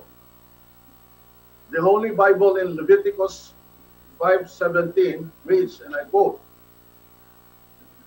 "If a person sins and does what is forbidden in any of the Lord's commands, even though he does not know it, he is guilty and will be held responsible," unquote. This is also true under Roman law, which introduced the maxim, ignorantia legis neminem excusat. Ignorance of law excuses no one. From the ancient times, we fast forward to the modern times. The Philippine Civil Code provides in Article 3 as follows: ignorance of the law excuses no one from compliance therewith. Not every Filipino reads the Bible. Very few are familiar with the Roman law and the Civil Code. But across the archipelago, every Filipino, rich or poor, educated or otherwise, understands the so-called majesty of the law or the rule of law. From my kakabsat in Ilocos provinces where my parents came from, they understand this principle as amin ket agparintumang ti linteg baknang man wenno nakurapay. Translate this as everyone bows down to the law, whether he is rich or poor.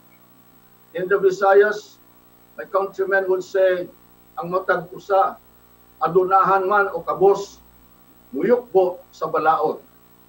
And in Nuevo Iloco, Mawab, Davao de Oro, where I was born, we say, mapobre man o madato, walay gipili ang balaod.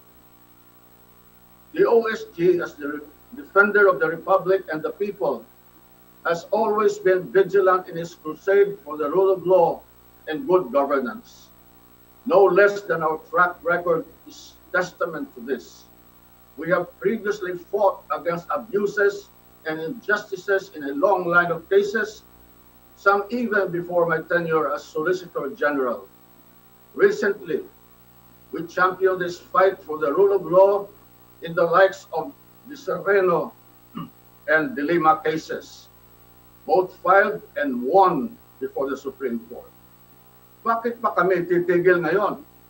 Responsibilidad namin ipagpatuloy ang labang ito, hindi para sa aming sarili, kundi para sa sambayanang Pilipino. We will endeavor to right every wrong, no matter what the cost, no matter who we go up against. Similar to the cases prosecuted and defended by the OSG, the co-warrant of petition filed against ABS-CBN should not be an exception. What the OSG is seeking before the Supreme Court is merely the correction of a legal wrong and nothing else. Ito ay laban para lamang sa kung ano ang tama at naayon sa batas. Number two, there are prevailing legal principles that place me in a predicament and prevent me from fully participating in this present proceedings. As many of you are aware, currently there are two pending cases before the Supreme Court involving the broadcasting operations of ABS-CBN. One is the quo warranto petition I filed for the forfeiture of ABS-CBN's franchise. The second case is the petition for certiorari and prohibition filed by ABS-CBN against the National Telecommunications Commission, or NTC, questioning the NTC's cease and desist order. Some of the issues involved in these cases pertain to ABS-CBN's violations of the Constitution and its franchise, which, according to your letter, are the subject of your current inquiry.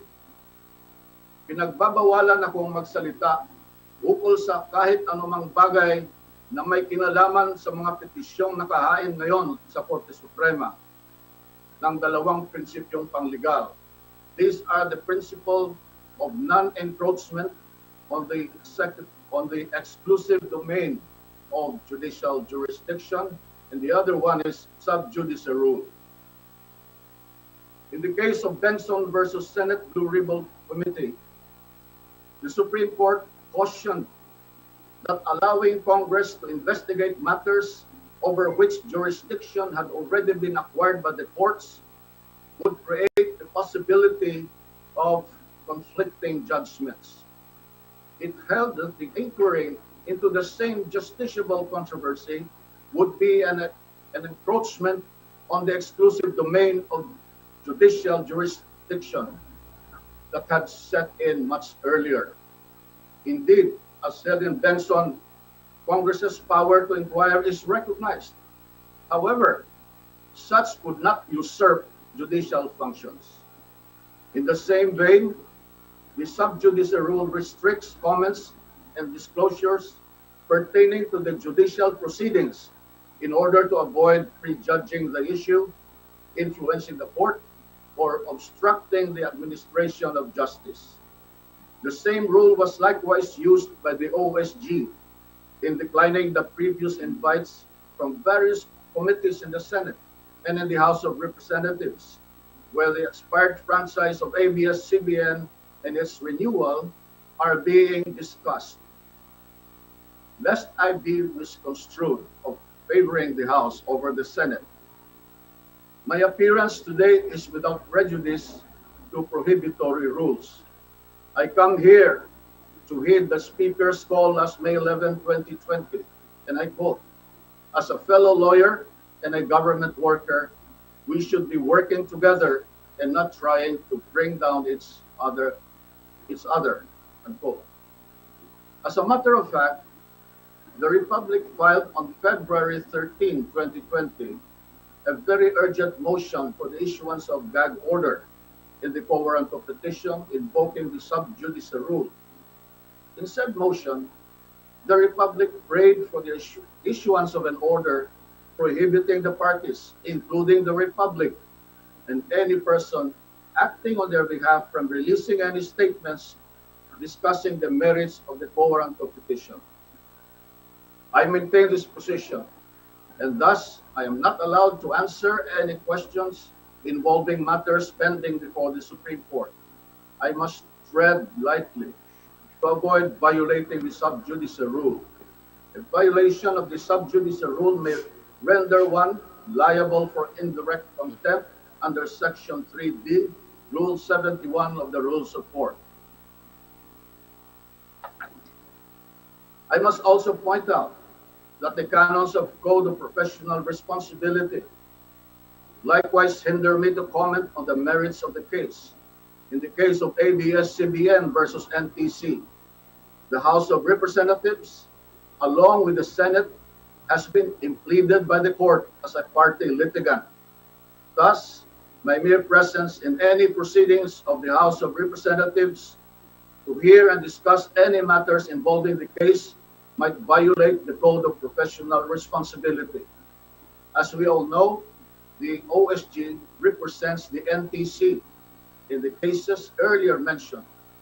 As with all lawyers, as Solicitor General, I am bound by the Code of Professional Responsibility, which obligate me to observe candor, fairness, and loyalty to my client, to keep fidelity to my client's cause, and to preserve the confidence of my client. It may thus be the height of professional misconduct and impropriety for me to appear before a party litigant, especially when this appearance would inevitably lead to a discussion of matters relating to an ongoing case. More than OSG's role as counsel for NTC, OSG also acts as the direct representative of the Republic of the Philippines in certain proceedings. As the Republic's representative in the quo warranto against ABS-CBN, and as a statutory counsel of the NTC in the ABS-CBN's petition for certiorari and prohibition against NTC, The OSG plays a quintessential role in protecting the Supreme Court from extraneous influence so that the latter may not only be impartial, but also appear to be impartial in deciding upon the issues of the case. Number three,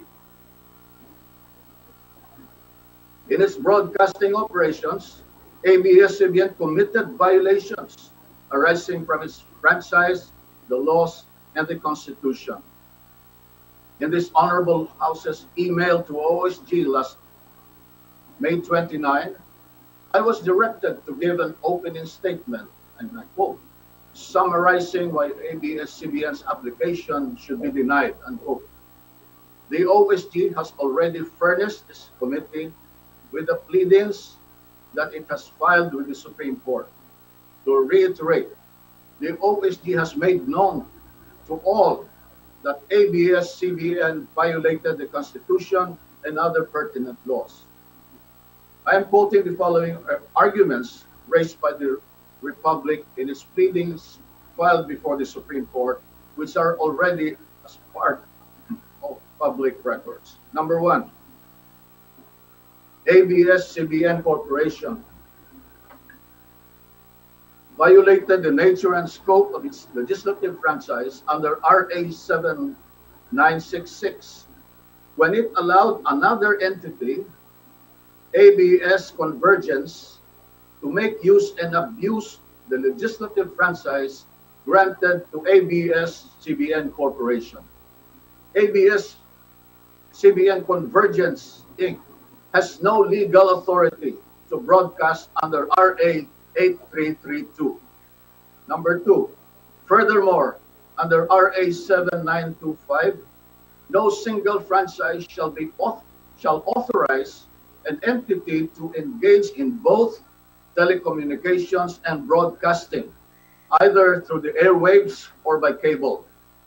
Thus, with its KBO offerings, ABS-CBN Convergence not only violated its own legislative franchise, but also the Public Telecommunications Policy Act of the Philippines. Number three, based on the foregoing... Excuse me, Solicitor General. Hello? Before you continue, Solgen,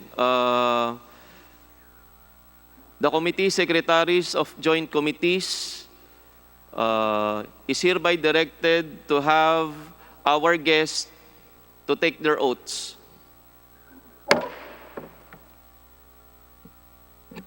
May I proceed, Your Honor?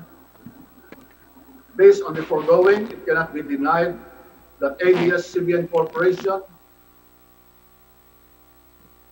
Excuse me, Solicitor General. Opo, mag-oath lang po kayo sandali. Sunod pwede na po kayo mag-continue. SecGen, ComSec. Mr. Chair, can you already include all the others so that we can have an omnibus? Yes, sabay-sabay na po lahat. Sabay-sabay na po lahat. Pati ABS-CBN. Pati NTC. Lahat po ng invited guest natin, sabay-sabay na po. Even those in Zoom, Mr. Chair. Thank you. Thank you, Congressman Albano. ComSec. Please raise your right hand.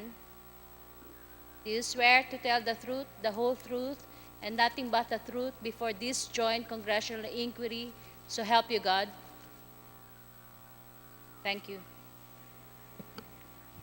Solgen. May I continue, Your Honor? Please continue, Solgen. Thank you. Thank you. Now,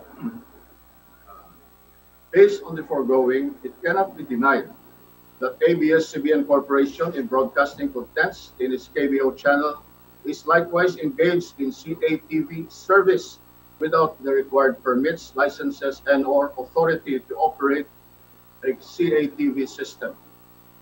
As already discussed in the petition, ABS-CBN Corporation charges 30 pesos or 99 pesos from the viewing public to be able to watch the movies and other contents in the KBO channel. ABS-CBN Corporation has aired movies, boxing shows, concerts, and other events in its KBO channel for a fee and without obtaining a prior approval from the NTC. These acts are evidently not covered by the legislative franchise granted by the state in favor of ABS Corporation. Number 4, ABS-CBN Corporation was not authorized to use free-to-air signals for its operations of the KBO channel. Quite tellingly, ABS-CBN Corporation cannot produce a copy of the permit or document showing that it has been granted authority by the government, specifically the NTC, to operate a pay-per-view channel such as the KBO, despite having been previously ordered to desist from engaging in the pay-per-view services until the CAS guidelines has been issued. ABS-CBN Corporation nevertheless continuously operates the KBO channel in derogation of its franchise, the NTC directive and order, and the DICT framework. Number 5, the Philippine Depository Receipts, or PDRs, issued by the ABS-CBN Holdings Corporation grant beneficial ownership over the underlying ABS-CBN Corporation shares. ABS-CBN's own statement admitted how the issuance of PDRs allow foreign entities to participate in a media company whose ownership is required to be 100% Filipino. To quote,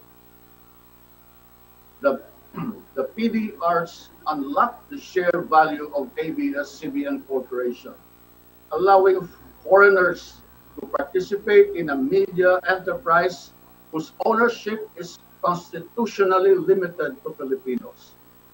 With foreigners allowed to buy PDRs, the ABS-CBN Corporation shares, which have long been undervalued, can now play catch-up with regional media counterparts.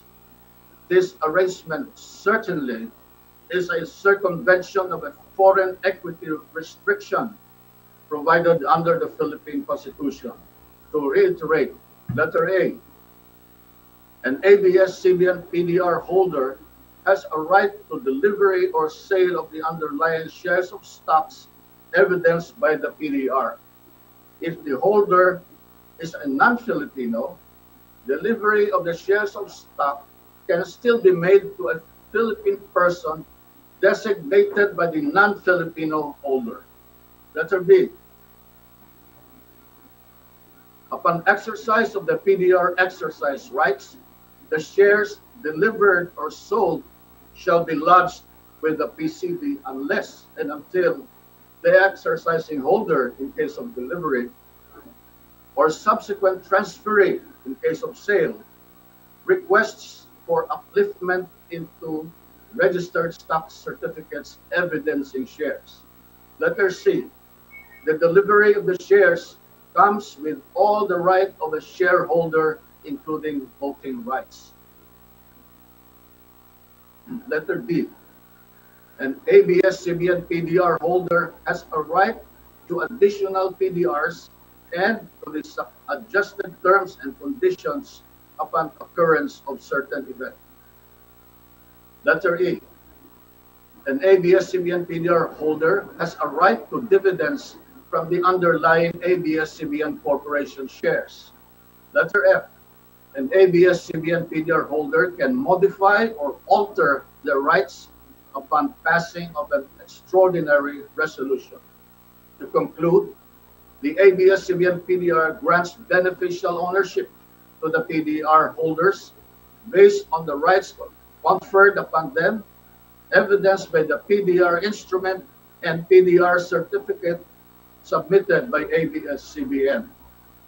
To countenance this practice is a looming threat to our sovereignty, which the constitutional safeguards aim to protect.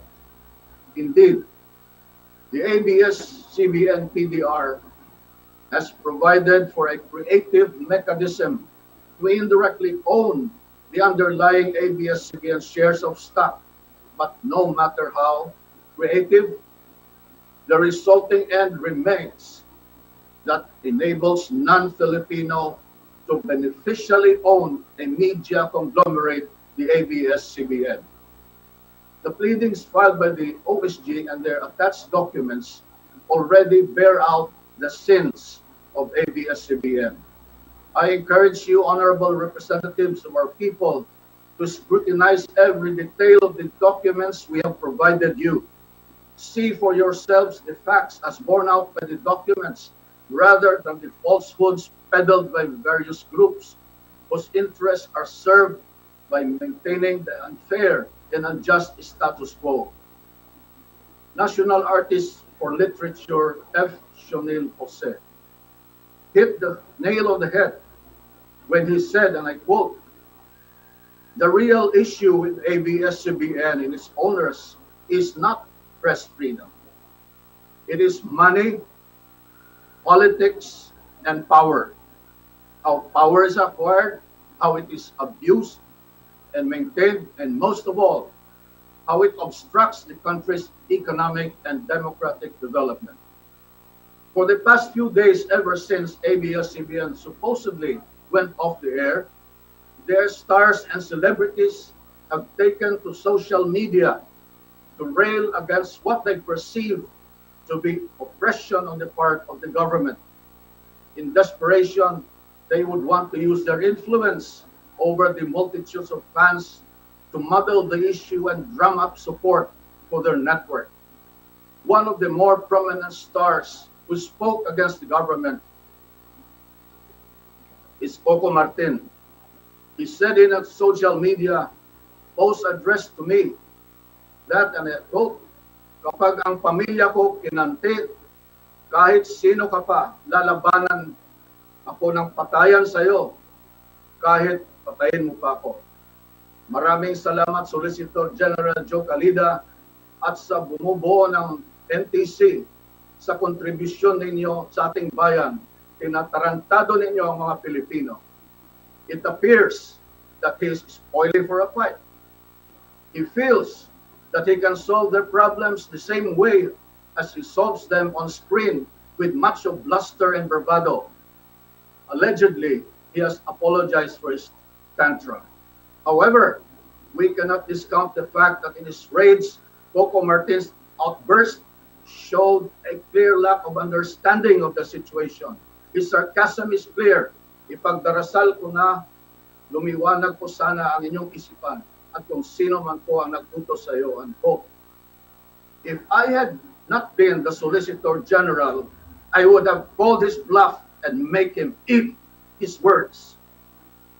For decades now, ABS-CBN has been deceiving the Filipino people. Appropriately, Congress now seeks to revise the past of ABS-CBN to determine if they are worthy of a legislative franchise. In view of its nature as a grant from the state, a legislative franchise is not a right that can be exercised at will and pleasure. Rather, it is a privilege subject to regulation under such condition as the government may see fit. Thus, in cases of misuse, non-use, or abuse of a franchise, the state ought to reassert its authority and rights as a grantor, regardless of the grantee's identity and influence. Through the proceedings before this body, the time has come to expose ABS-CBN, whose owners and corporate officers continue to deceive the Filipino people into believing that they are in the service of the Filipino. In truth, however, ABS-CBN is motivated not by service, but by greed and desire for power and influence. Their brazen acts must come to an end. The hour of reckoning may have been delayed, but it has now come. As for ABS-CBN, you may have committed too many violations which went unnoticed and unpunished, but we are determined to root out such illegal practices. I could hear now the voice of Frank Sinatra resonate, and now the end is near. Maraming salamat po sa inyong lahat. Maraming salamat po, Solicitor General Paglilinaw lamang po sa sinabi ni Solicitor General kanina, unang-una, ang Kongreso po ay isang legislative body, co-equal branch of government, kasama po ng executive at judiciary. Under Article 6, Section 21 of the Philippine Constitution, the Senate or the House of Representatives or any of its respective committees may conduct inquiries in aid of legislation. Sa pagkakataong ito po, inimbitahan natin si Solgen in aid of legislation. Nakahanda po ang lahat ng miyembro ng House of Representatives na lumayo sa katanungan ng whether or not kay Solicitor General, pero tayo po ay nagpapasalamat sapagkat napakaganda po ng presentation na naibigay ni Solgen ngayong araw na ito. Under Section 1, on the rules of procedure governing inquiries in aid of legislation of the House of Representatives, the filing or pendency of a case before any court, tribunal, or quasi-judicial or administrative body shall not stop or abate any inquiry conducted to carry out a legislative purpose. Maliwanag po sa Saligang Batas, Article 6 ng Konstitusyon, Section 24, na ang prangkisa po ay kapangyarihan ng House of the People. Franchise is an exclusive plenary power of Congress emanating from the House of the People, the House of Representatives. Kagaya po ng nabanggit ni Solgen kanina, tungkol sa Bengson versus Senate Blue Ribbon Committee. Sa isang committee hearing po, it should be in aid of legislation in accordance with its duly published rules and procedures, and must be material or necessary to exercise the power vested in the Constitution such as to legislate. Hindi po katulad ng Bengson case na Supreme Court ruled it is not really in aid of legislation, not related to a purpose within the jurisdiction of Congress. Ang prangkisa po ay nakapaloob sa kapangyarihan ng House of the People ng Kongreso ng Bansang Pilipinas. Bagamat pinagpapasalamatan po ng Kongresong ito ang presentasyon ng ating Solgen, pauna na po ang pagbati ko kasama po ng House of the People ng advance happy birthday kay Solgen sa susunod na 2 linggo. Maraming salamat po. May we also request the Office of the Solicitor General to formally submit yung presentation po na sa committee so that we can also furnish all members. Thank you po, Solgen. Now, the Chair would like to recognize NTC Commissioner, Attorney Cordoba, for his opening statement. Parliamentary inquiry, Madam Chair. Our chairpersons. Congressman Barsaga. Kanina, nilagay natin sa oath ang lahat ng ating resource persons na andito sa loob ng Kongreso. We also have resource persons na nagsusum lamang dito sa ating pagpupulong. Kinakailangan ba yung mga resource persons na wala dito ay mag-take ng oath para sabihin nila lamang ay ang katotohanan at ang lahat ng katotohanan? Do we have the right to require them to undergo an oath even though they are not physically present, considering that they would be giving testimony or statements pertaining to the issues at bar? Maraming salamat po, Congressman P.D. Barsaga, ang presidente po ng National Unity Party. Congressman Barsaga, kasama po sa plenary ang mga nasa Zoom.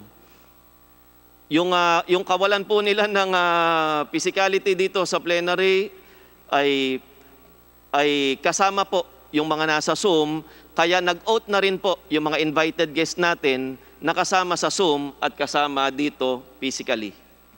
Maraming salamat po, Congressman P.D. Barsaga. Commissioner Cordoba, you are recognized. Good morning, everyone. Mr. Chairman, can you hear me po? Malinaw po ba? Can I proceed? Marina po, please proceed. Honorable Speaker Alan Peter Cayetano, Majority Floor Leader Ferdinand Martin Romualdez, Honorable Congressman Franz Alvarez, Chairperson of the House Committee on Legislative Franchises, Honorable Congressman Jose Antonio C. Alvarado, Chairperson of the House Committee on Good Government and Public Accountability, to the leadership of the House of Representatives and the honorable members of the two committees, guests, ladies and gentlemen, magandang umaga po sa inyong lahat. Our deep appreciation to the members of the committees, most especially to Chairperson Franz Alvarez, Chair Jose Antonio C. Alvarado, and likewise to House Speaker Alan Cayetano for allowing us to attend the hearing ngayon pong umaga. Sa simula pa lang, ay at the onset, the NTC emphasizes that it has and will always have full respect for the prerogatives of Congress on the matter at hand. Like all administrative agencies, the NTC's power to issue a provisional authority, among others, emanates from the delegating laws and statutes, which the NTC is bound to execute and implement. The NTC's exercise of these powers must conform within the confines of the granting statute, the doctrine of non-delegability, and the doctrine of the separation of powers. The NTC's actions and administrative issuances must conform to and be consistent with the provisions of the enabling statute, other relevant statutes, and of course the Constitution. The spring, after all, cannot rise higher than the source. In its exercise of delegated powers, the NTC cannot supplant the mandate of Congress or preempt legislative action. It cannot substitute its wisdom for that of the legislature in the absence of legislation. Otherwise, the NTC would be acting ultra vires, or beyond the powers delegated upon it by law. It would also amount to an encroachment upon the legislative prerogative reserved exclusively for Congress, a violation of the doctrine of separation of powers. NTC's past practices may have revolved on mere liberality, allowing broadcasting companies with expired franchises to continue their operations until the respective applications had been fully acted upon. However, in this case po, given the insurmountable constitutional and legal obstacles to this approach, the desired leniency can no longer continue, absent a law allowing the same. It is for these reasons that the NTC has ultimately determined that the only rational and legal opinion available to it is to exercise restraint and enforce the letter of the existing laws on the matter. Nonetheless, while the NTC's course of action of issuing a cease and desist order against ABS-CBN after its legislative franchise had expired has been spurred by its full respect and recognition of Congress's sole and exclusive prerogatives, we realize that the Commission could have exercised prudence under the circumstances and, at the very least, alerted Congress of our inability, based on legal grounds, to issue a provisional authority, as well as furnish it a copy of a cease and desist order when the franchise of ABS-CBN expired. Hindsight, as many say, is always 20/20. Even as NTC has already formally extended its utmost regrets to Congress for such failure to give advance notice, I would like, on behalf of the Commission, to reiterate our sincere apologies for the ensuing confusion this has caused, not the least because we are in the midst of a crisis. It was not our intention to inconvenience Congress, and certainly we intended no respect whatsoever. Trabaho lang po talaga ang aming sinagawa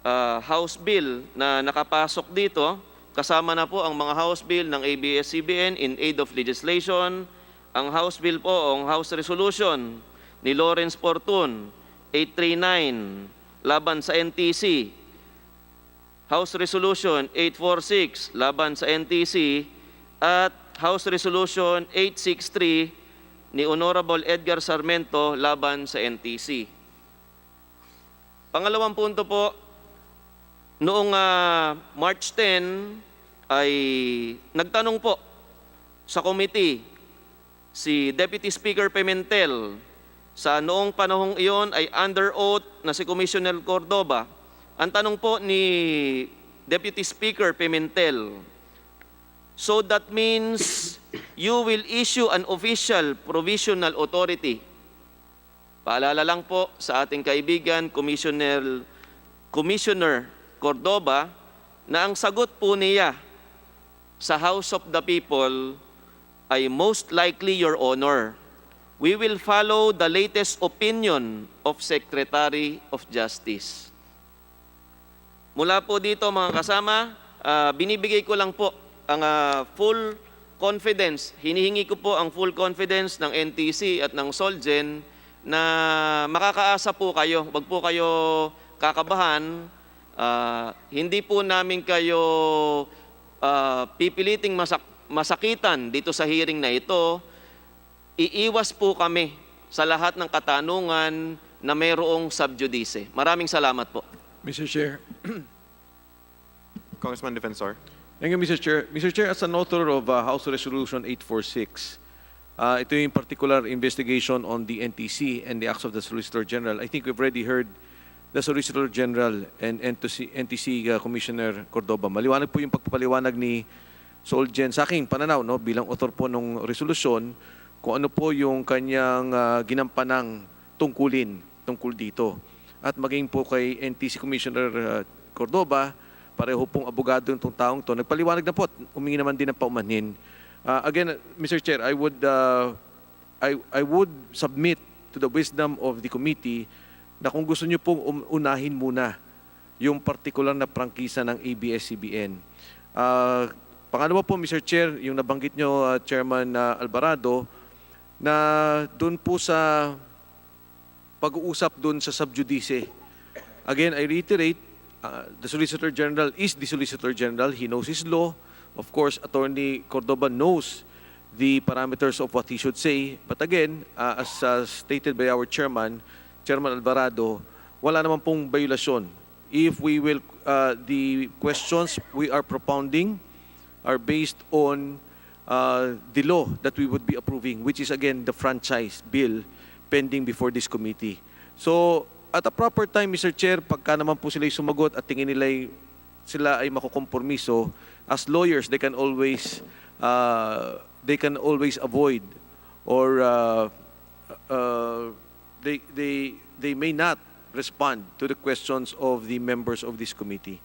So, without Mr. Chair, thank you for the manifestation. Thank you, Congressman Mr. Defensor. Chairman. Yes, Congressman Barsaga. Well, narinig natin kanina ang rule of sub judice. At narinig din natin na ang sabi ni OSG Kalida, pati na ni NTC Commissioner Cordoba, they have to respect the sub judice rule, pati na yung gag order ng Supreme Court. Ang tanong ko, paano naman ang mga kinatawan ng ABS-CBN who are parties to the co-warrant of proceedings? Are they still subject to the sub judice rule pertaining to the merits of the case pending before the Supreme Court?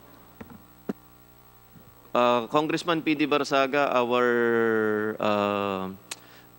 party president, wala pa pong order ang Supreme Court, kaya po wala naman pong gag order. Wala pa pong hatol ang Supreme Court. Well, I think there is already a gag order as mentioned by OSG Kalida. Wala pa po, Congressman PD, as of now. Mr. So we can ask any questions pertaining to the issues without violating the sub-judicial rule nor making the respondent or the persons answering question liable for contempt before the Supreme Court. Just Tama a po. clarification. Tama po, Congressman. Mr. PD Chair, Barsaga.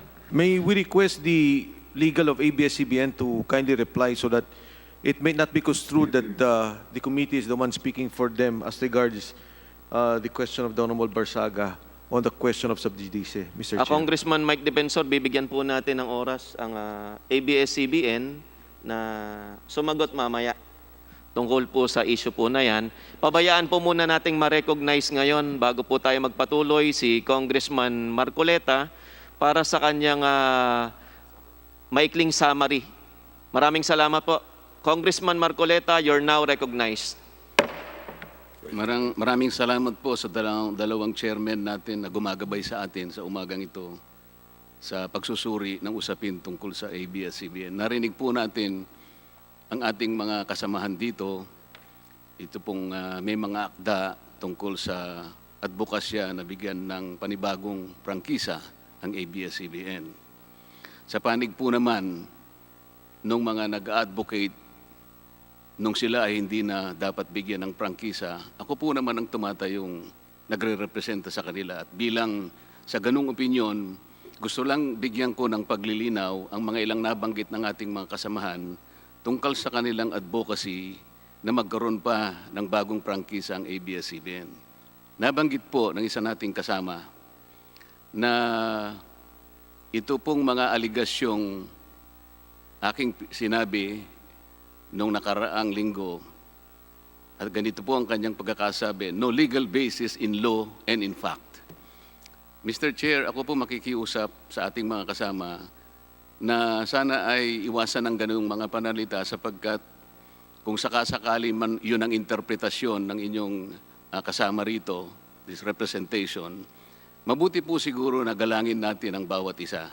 Kung paanong ako ginagalang ko, kung ano po ang opinion nila, magalangan naman tayo sapagkat in the final analysis, only the Supreme Court will have the final say in the controversy as to the constitutional issues that we are about to tackle today. Nabanggit po yung mga pagtulong ng ABS-CBN na naman.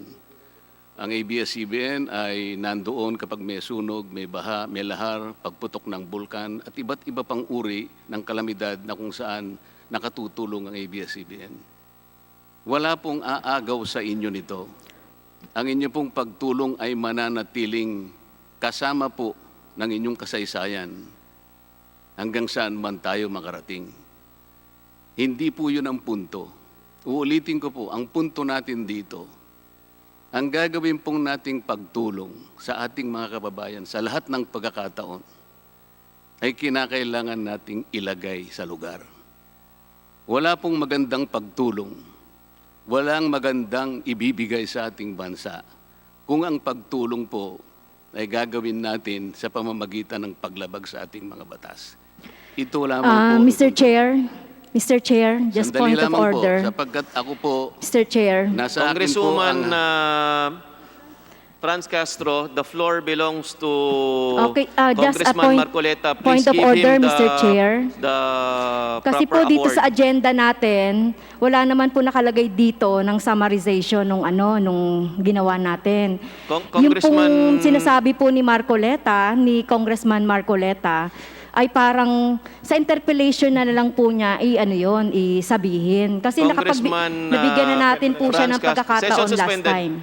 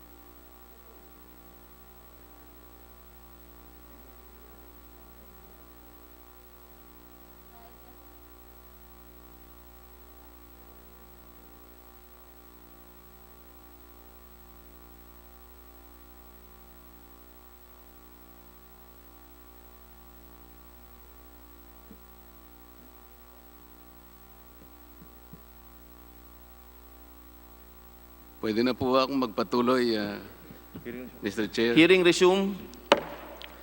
Please continue, Congressman Marcoleta. You still have the floor. Kagaya po ng binabanggit ko bago po ako pinahinto. Paglilinaw lamang po sapagkat kailangang marinig naman ano ang saloobin ng kabilang panig. Nagsimula po kasi mula doon sa authors natin ang kanilang advocacy. Tinanggap po natin yon. Sa panig naman po ng nag-advocate kung bakit ayaw nila, ayaw po ba nilang marinig ito? Natapos po ako doon sa pagsasaysay ng mga pagtulong at wala naman pong debate ron sapagkat sabi ko nga, ito'y matatala sa kasaysayan ng ABS-CBN at walang sino man ang makakaagaw nito. Ito'y magiging alamat para sa kanila. Wala pong issue doon. Ang tinatanong lang namin, gagawin po natin ang pagtulong. Bakit hindi? Pero masarap po ang tumulong sa kapwa kung nakalagay po lahat sa batas. Ito po, binanggit pa po yung press freedom. Hindi po kasangkot ang press freedom. Bakit po? Ang pinag-uusapan natin dito, prangkisa. Ang ABS-CBN po, merong radio and television broadcast. Ano po ang issue doon? Yung prangkisa ng frequency. Hindi po, wag po nating ikukumpara sa print media. Ang print media at saka broadcast media, hindi po pareho. Wala pong prangkisa ang print media. Wala pong prangkisa sa tinta at saka papel. Nagkataon po, yung frequency, ito po'y pag-aari ng Estado, limitado ito, kinakailangan nating i-allocate. Kaya po nire-regulate ng Estado. Yun lang po ang issue doon. Meron po isa sa kanila nagsalita. Kasi po, nabanggit, kung ikaw hindi nag-comply sa batas, huwag kang magpalabas. Nabanggit po, baka naman merong kumumpas para huwag magpalabas. This is a very serious inference, Mr. Chair. Sabi ko nga po kanina, dapat wala po yung ganon. Ang totoo po, wala pong kumpas. Si Speaker Alan Cayetano, hindi po kumpas. Sa ningas po ng kanyang mga pakiusap na kinakailangan lumabas ang totoo para sa kapakanan ng taong bayan. Kaya lang po ako nagsalita. Hindi po kumpas. Yung ningas ng advocacy ni Speaker Cayetano ang pinanindigan ko at naging lakas ng loob ko para isiwalat ang nalalaman ko tungkol dito. Ikinumpara po yung PDR kanina sa ticket ng karera. Alam po ninyo kung pagkakapareho lang sa totoo, yung kabayo. Sapagkat sa karera, nakapiring po yung kabayo. Ang gusto lang makita nung hinete ay yung direksyong tatahakan. Di po ba maganda alisin natin yung piring ng kabayo para malaman po ng lahat? Meron pong nagsabi rin kanina sa kanila, puwersahan po ang pagsasara sa ABS-CBN. Hindi po. Sa record po, voluntaryo po sila na nagpinid ng kanilang istasyon. Yun po, wala pong nagpuwersa sa kanila. Kung talaga pong lalaban sila sana sa korte, hindi sila nagsara. Tama po na naman si Speaker Cayetano. Kasi po, kahit na po kayo makareceive ng cease and desist order, wala naman po halimbawang court order na kinuha. Kahit na po sinong tao sigurong pupunta sa kanila, bakit kami magsasara? Meron ba kayong court order? E di dapat nilaban nila. Nagboluntaryo po silang magsara. Meron pong nagsalita kanina na meron siyang resolution to act without delay, proposing another 25 years. Mr. Chair, mga kasama, mga kababayan, ang prangkisa po, sinabi na natin, is a special privilege. Wala pong iniwan sa isang taong nanliligaw, isang binatang nanliligaw. Maaring karapatan po niya ang manligaw. Hindi mo maikakaila sa kanya yon. Ngunit kapag meron na po siyang napusuan, hindi niya po pwedeng sabihin sa kanyang, sagutin mo ako sa ganitong pagkakataon o sa ganitong mga panahon. Hindi po. Kinakailang suyuin mo po siya. Tayo po, hindi tayo sinusuyo. Alam po ninyo sinabi ng ABS-CBN, inupuan natin ito. Napakaraming masasakit na salita. Is a franchise a demandable right? Sa totoo po, Mr. Chair, mga kababayan, kahit wala pa pong pagkukulang halimbawa ang ABS-CBN, nasa constitution po natin, pwede pong alisin sa kanila kung ito po ay sasagot sa pambansang kagalingan. Nandyan po. Kahit hindi ka lumabag, sapagkat ito po ay isa lamang privilege. Kaya po kung sasabihin natin, to act without delay, baligtad po ang nangyayari, Mr. Chair. Napapansin po ba ninyo, at maring napapansin ng ating mga mamayan, tayo na po ang nagtatanggol eh. Wala pa po akong nakita na talagang masigasig ang ABS-CBN. 3 po kasing standards ang dapat nilang ipakita. Kung ang pag-uusapan ay prangkisa, are they legally, financially, and technically qualified? Sa mga susunod nating pagdinig ito, makikita po natin. Congressman Ngayon Marcoleta, po, ito Congressman po, Marcoleta, reminder lang po, paki-wrap up na lang po. Ito po, magra-wrap up na po ako dito. Ito pong nabanggit uli yung mga manggagawa. Kagaya po ng sinabi natin, nakalulungkot po talaga ito. Ang Congress po nakikipag-sympathize sa kanila. 11,000 workers. Because of that, Mr. Chair, I will wind up, but I will respectfully place on notice ABS-CBN that I will be requiring from them the following: to submit to the House of Representatives, particularly ito pong 2 committee na gumagabay sa atin. Number 1, 2018-2019 ALPA list of withholding tax report of ABS-CBN employees to the Bureau of Internal Revenue submitted and received. 2018-2019 ALPA list of contributions made by ABS-CBN for its employees to the Social Security System, submitted and received. 2018-2019 ALPA list of contributions made by ABS-CBN for its employees to Philippine Health Insurance Corporation, submitted and received. 2018-2019 ALPA list of contributions made by ABS-CBN to the Home Development Mutual Fund or Pag-ibig Fund, submitted and received. 2018-2019 ALPA list of the contributions of ABS-CBN to the Employment Compensation Commission and the Bureau of Local Employment of the Department of Labor. List of pending labor cases at the National Labor Regulations Commission filed against ABS-CBN.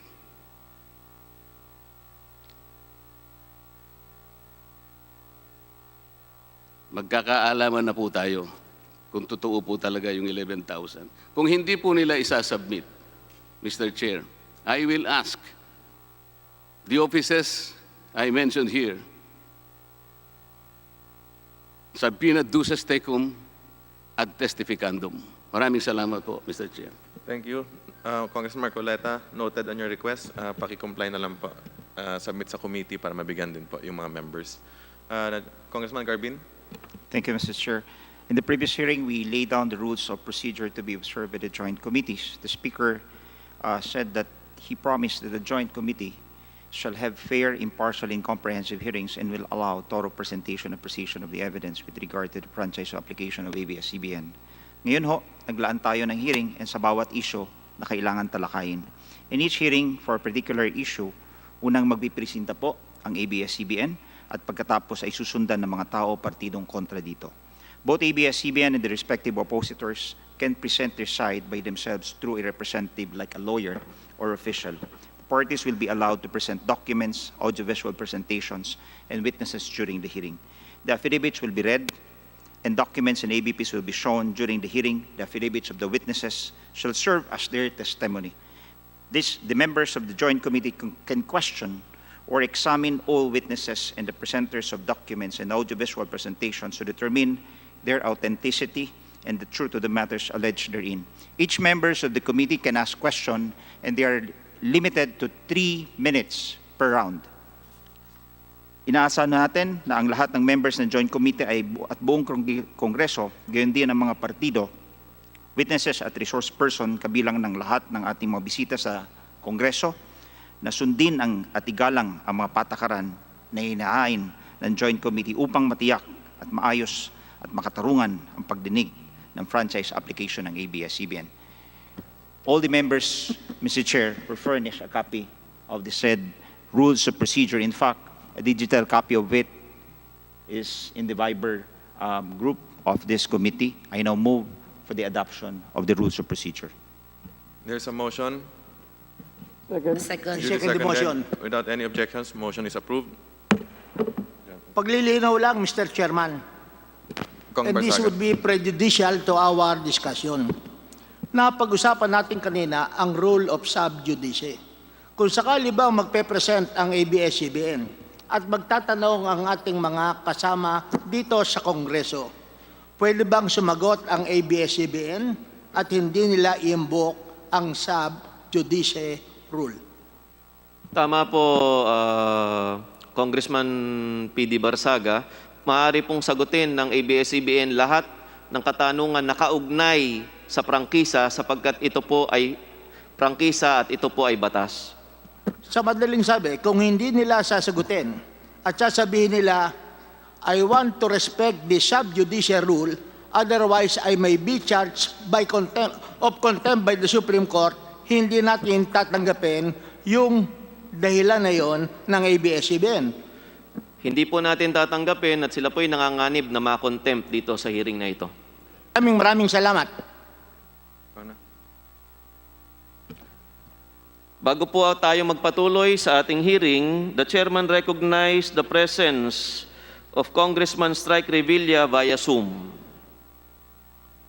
Mga kasama, sa nakaraang joint committee hearing, ating napag-usapan ang ating pinakiusapan ang mga kinatawan ng ABS-CBN na magsumite ng kanilang mga paglalahad, mga ebidensya at iba pang mga mahalagang dokumento na sasagot sa mga aligasyon na hindi naaayon sa ating saligang batas na maaaring makaapekto sa pagpapalawig ng kanilang prangkisa o pagkakaroon ng bagong prangkisa.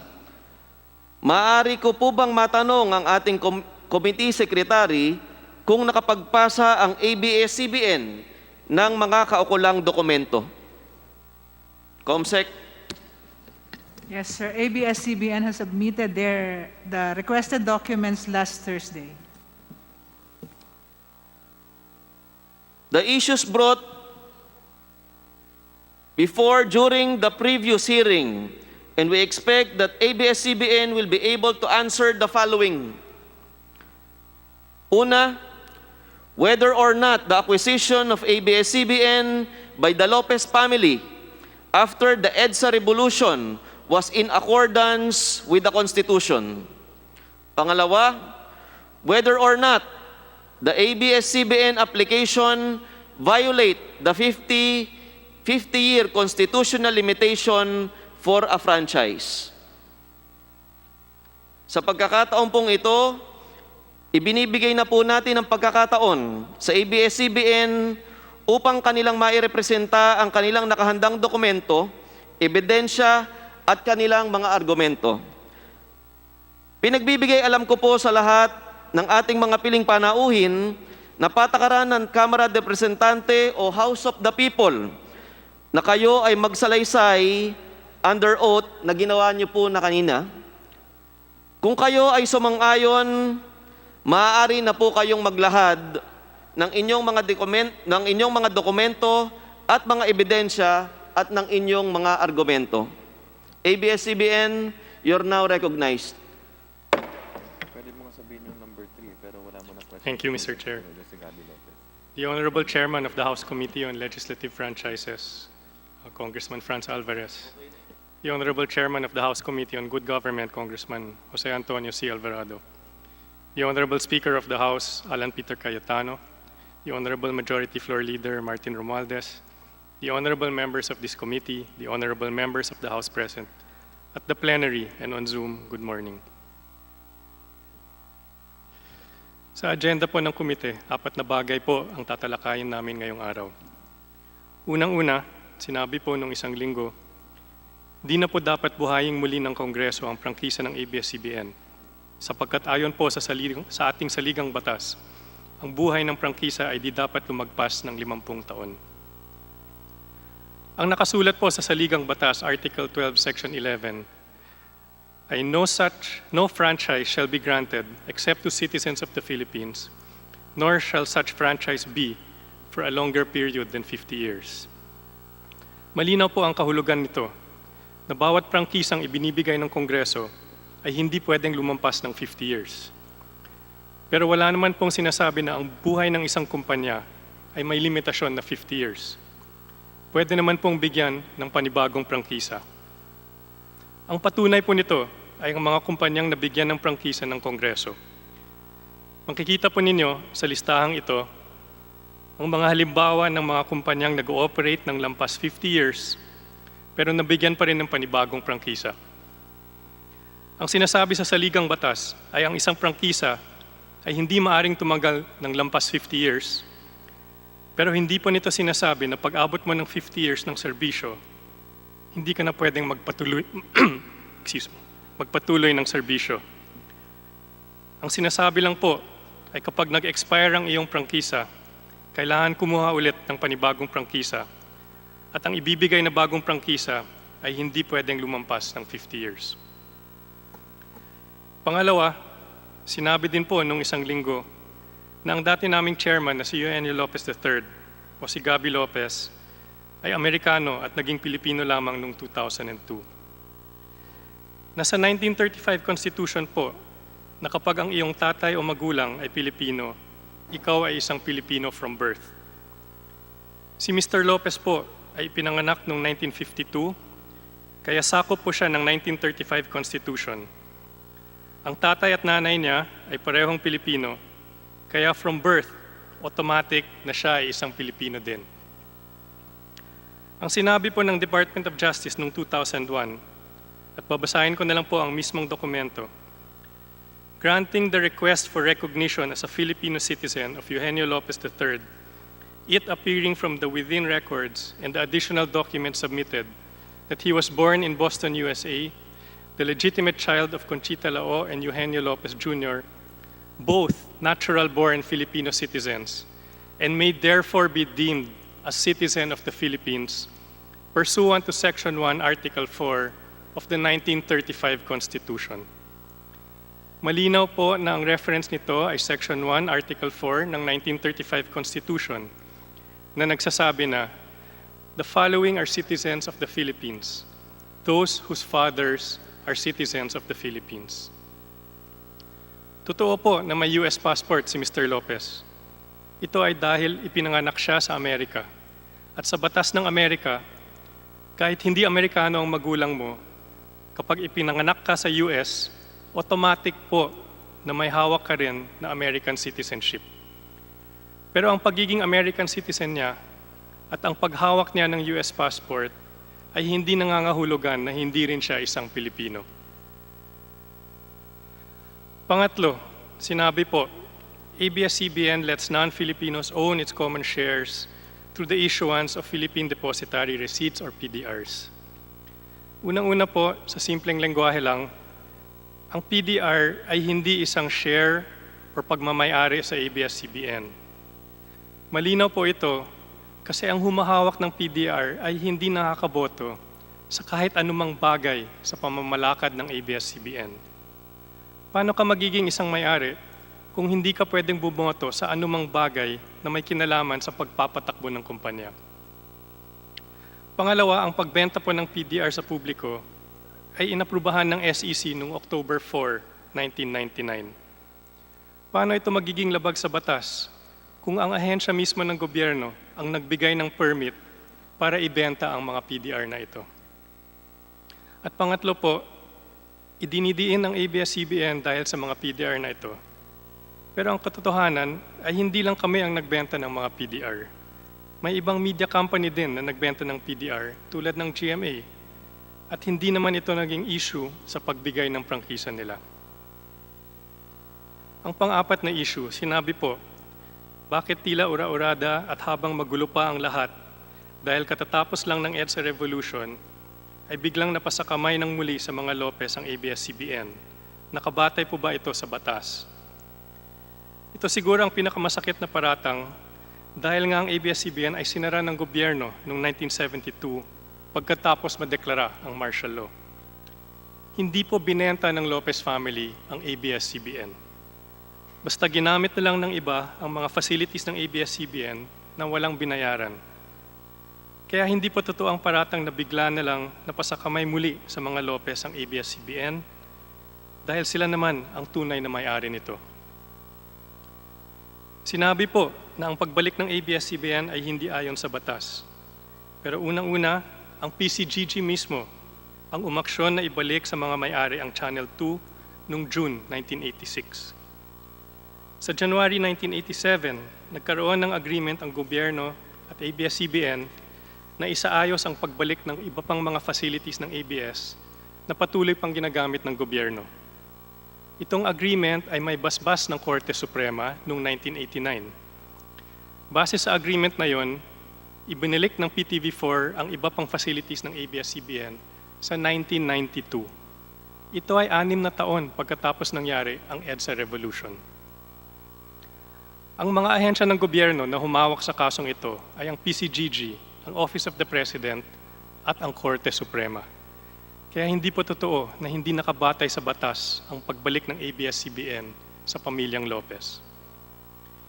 Your Honors, nakadetalye po sa mga dokumentong isinumite namin sa committee ang lahat ng sinabi ko. Nandito po ang mga abogado namin para sumagot sa anumang katanungan ninyo. Ulitin ko po, ang isang prangkisa ay hindi maaring lumampas ng 50 years. Pero walang limitasyon ang pagbibigay serbisyo ng isang kumpanya basta ma-renew ang prangkisa nito. Ito po ay nasa saligang batas at pinatunayan ng mga aksyon ng Kongreso. Si Gabby Lopez po ay isang Pilipino dahil ang ama niya ay Pilipino. Ito po ay nakasaad sa saligang batas ng 1935. Ang PDR po ay hindi katumbas ng pag-aari sa ABS-CBN. Ito po ay aprobado ng SEC at ito po ay ginagawa rin ng ibang media company na nabigyan ng prangkisa. Ang pagbabalik ng ABS-CBN sa pamilyang Lopez ay ayon sa batas at may basbas ng 3 ahensya ng gobyerno, ang PCGG, ang Office of the President, at ang Korte Suprema. Yan po ang aming katotohanan. May nagsabi po kanina that ABS-CBN deceived many when we said we are in the service of the Filipino. I believe there are many voices who will speak out and assert that our service to them has been genuine and real. Sana ang taong bayan na lang po ang magsasabi kung ang serbisyo namin ay naging tunay at makahulugan sa kanila. Maraming salamat po. Marami sa mga katanungan po na nakapila, lalong-lalo na po yung sa una po nating nagpalista ay may patungkol sa citizenship ni Mr. Gabby Lopez. Kaya po ang interpellation po para sa hearing na ito ay pagpapatuloy natin sa Wednesday 9:30 ng umaga at inaasahan po na Mr. Gabby Lopez be physically present or via Zoom para po siya mismo ay makasagot tungkol sa kanyang citizenship. Mr. Chairman. Mr. Chairman. Yes, Congressman Defensor. Mr. Chairman, may mga topics po na diniscuss yung ABS-CBN. Pwede po bang sa Wednesday, 1 o 2 topic lang po siguro muna ang i-take up, whether it is the citizenship or the 50 years, so that we have enough time to be exhaustive about the particular topic. Kung ano po yung, kasi po nabanggit ni Mr. Katigbak, yung nauna po is the 50 years, yung citizenship po at saka yung PDR were mentioned, at least on the constitutional issues. So, ano po ang, para ho may preparasyon din po ang mga miyembro. Salamat, Congressman Defensor. Sa Wednesday po ay mag-uumpisa tayo sa katanungan muna na whether or not the acquisition of ABS-CBN by Lopez's family after the EDSA Revolution was in accordance with the Constitution, at susundan po ito ng katanungan kung sila ba ay nag-violate ng 50-year constitutional limitation para sa isang prangkisa. At panghuli po ay sasagutin po o bibigyan po ng pagkakataon na maitanong sa kanila ang patungkol sa citizenship ni Mr. Gabby Lopez. the third. Mr. Chair. Mr. Chair. Mr. Chair, Congressman Marcoleta. bago po tayo magtapos, merong sana akong bagay na isasangkuni sa inyo sapagkat magpapatulong ako sa inyo. Ito pong ibinigay sa akin na ito po yata yung dossier ng ABS-CBN. Ito po ay may 83 pages. Malaki po ang problema ko rito sapagkat hindi ko po kayang basahin ito. Kahit na po siguro yung kuwago hindi niya mabasa ito. Ihingi po ako sa inyo ng permiso, lalapitan ko po sana si Mr. Katigbak para ipakita ko po sa kanya ang aking discomfort. Hindi po ako makakapag-participate sapagkat hindi ko po kayang basahin.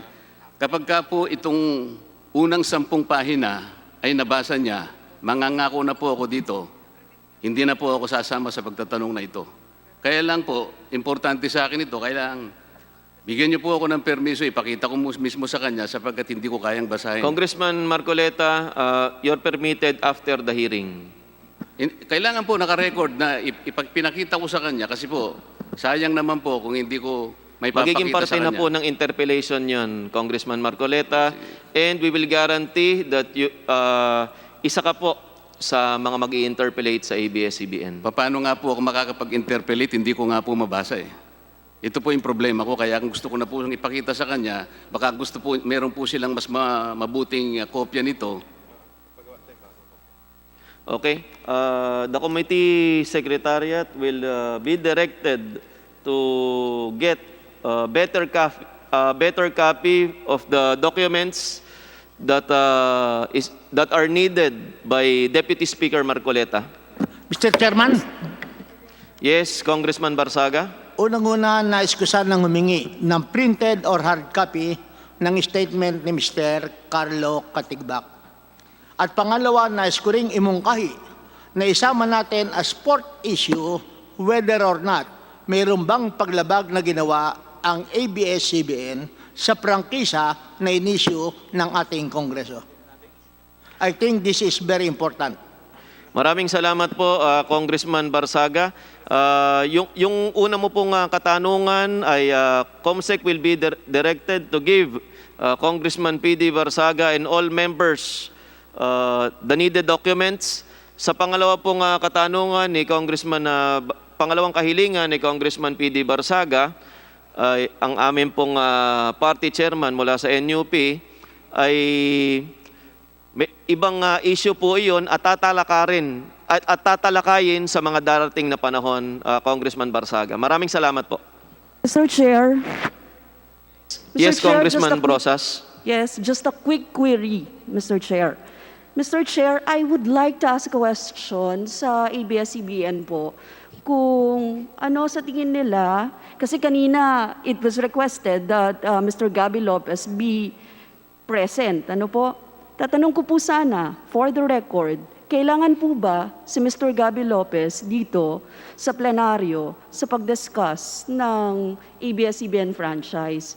Kung kaya naman, kung kaya po sanang sagutin ng ABS-CBN ito. Congresswoman Brosas, alam niyo po ay nai-request na kanina na imbitahin si Mr. Gabby Lopez, kaya po mute and academic na po ang inyong katanungan para sa ABS-CBN dahil kahit sumagot po sila ng yes or no ay inimbitahan na rin po natin si Mr. Gabby Lopez. Maraming salamat po. Mr. Chair, second question. Yes, Congressman Brosas. Yes, second question po. Mr. Chair, kanina si Solicitor General Jose Calida at ang NTC Commissioner si Cordoba ay nagsabi na ng tungkol sa sub judice. Now, hindi po natin sinasubject ng ABS-CBN sa ganon, tapos sila ay merong ganon.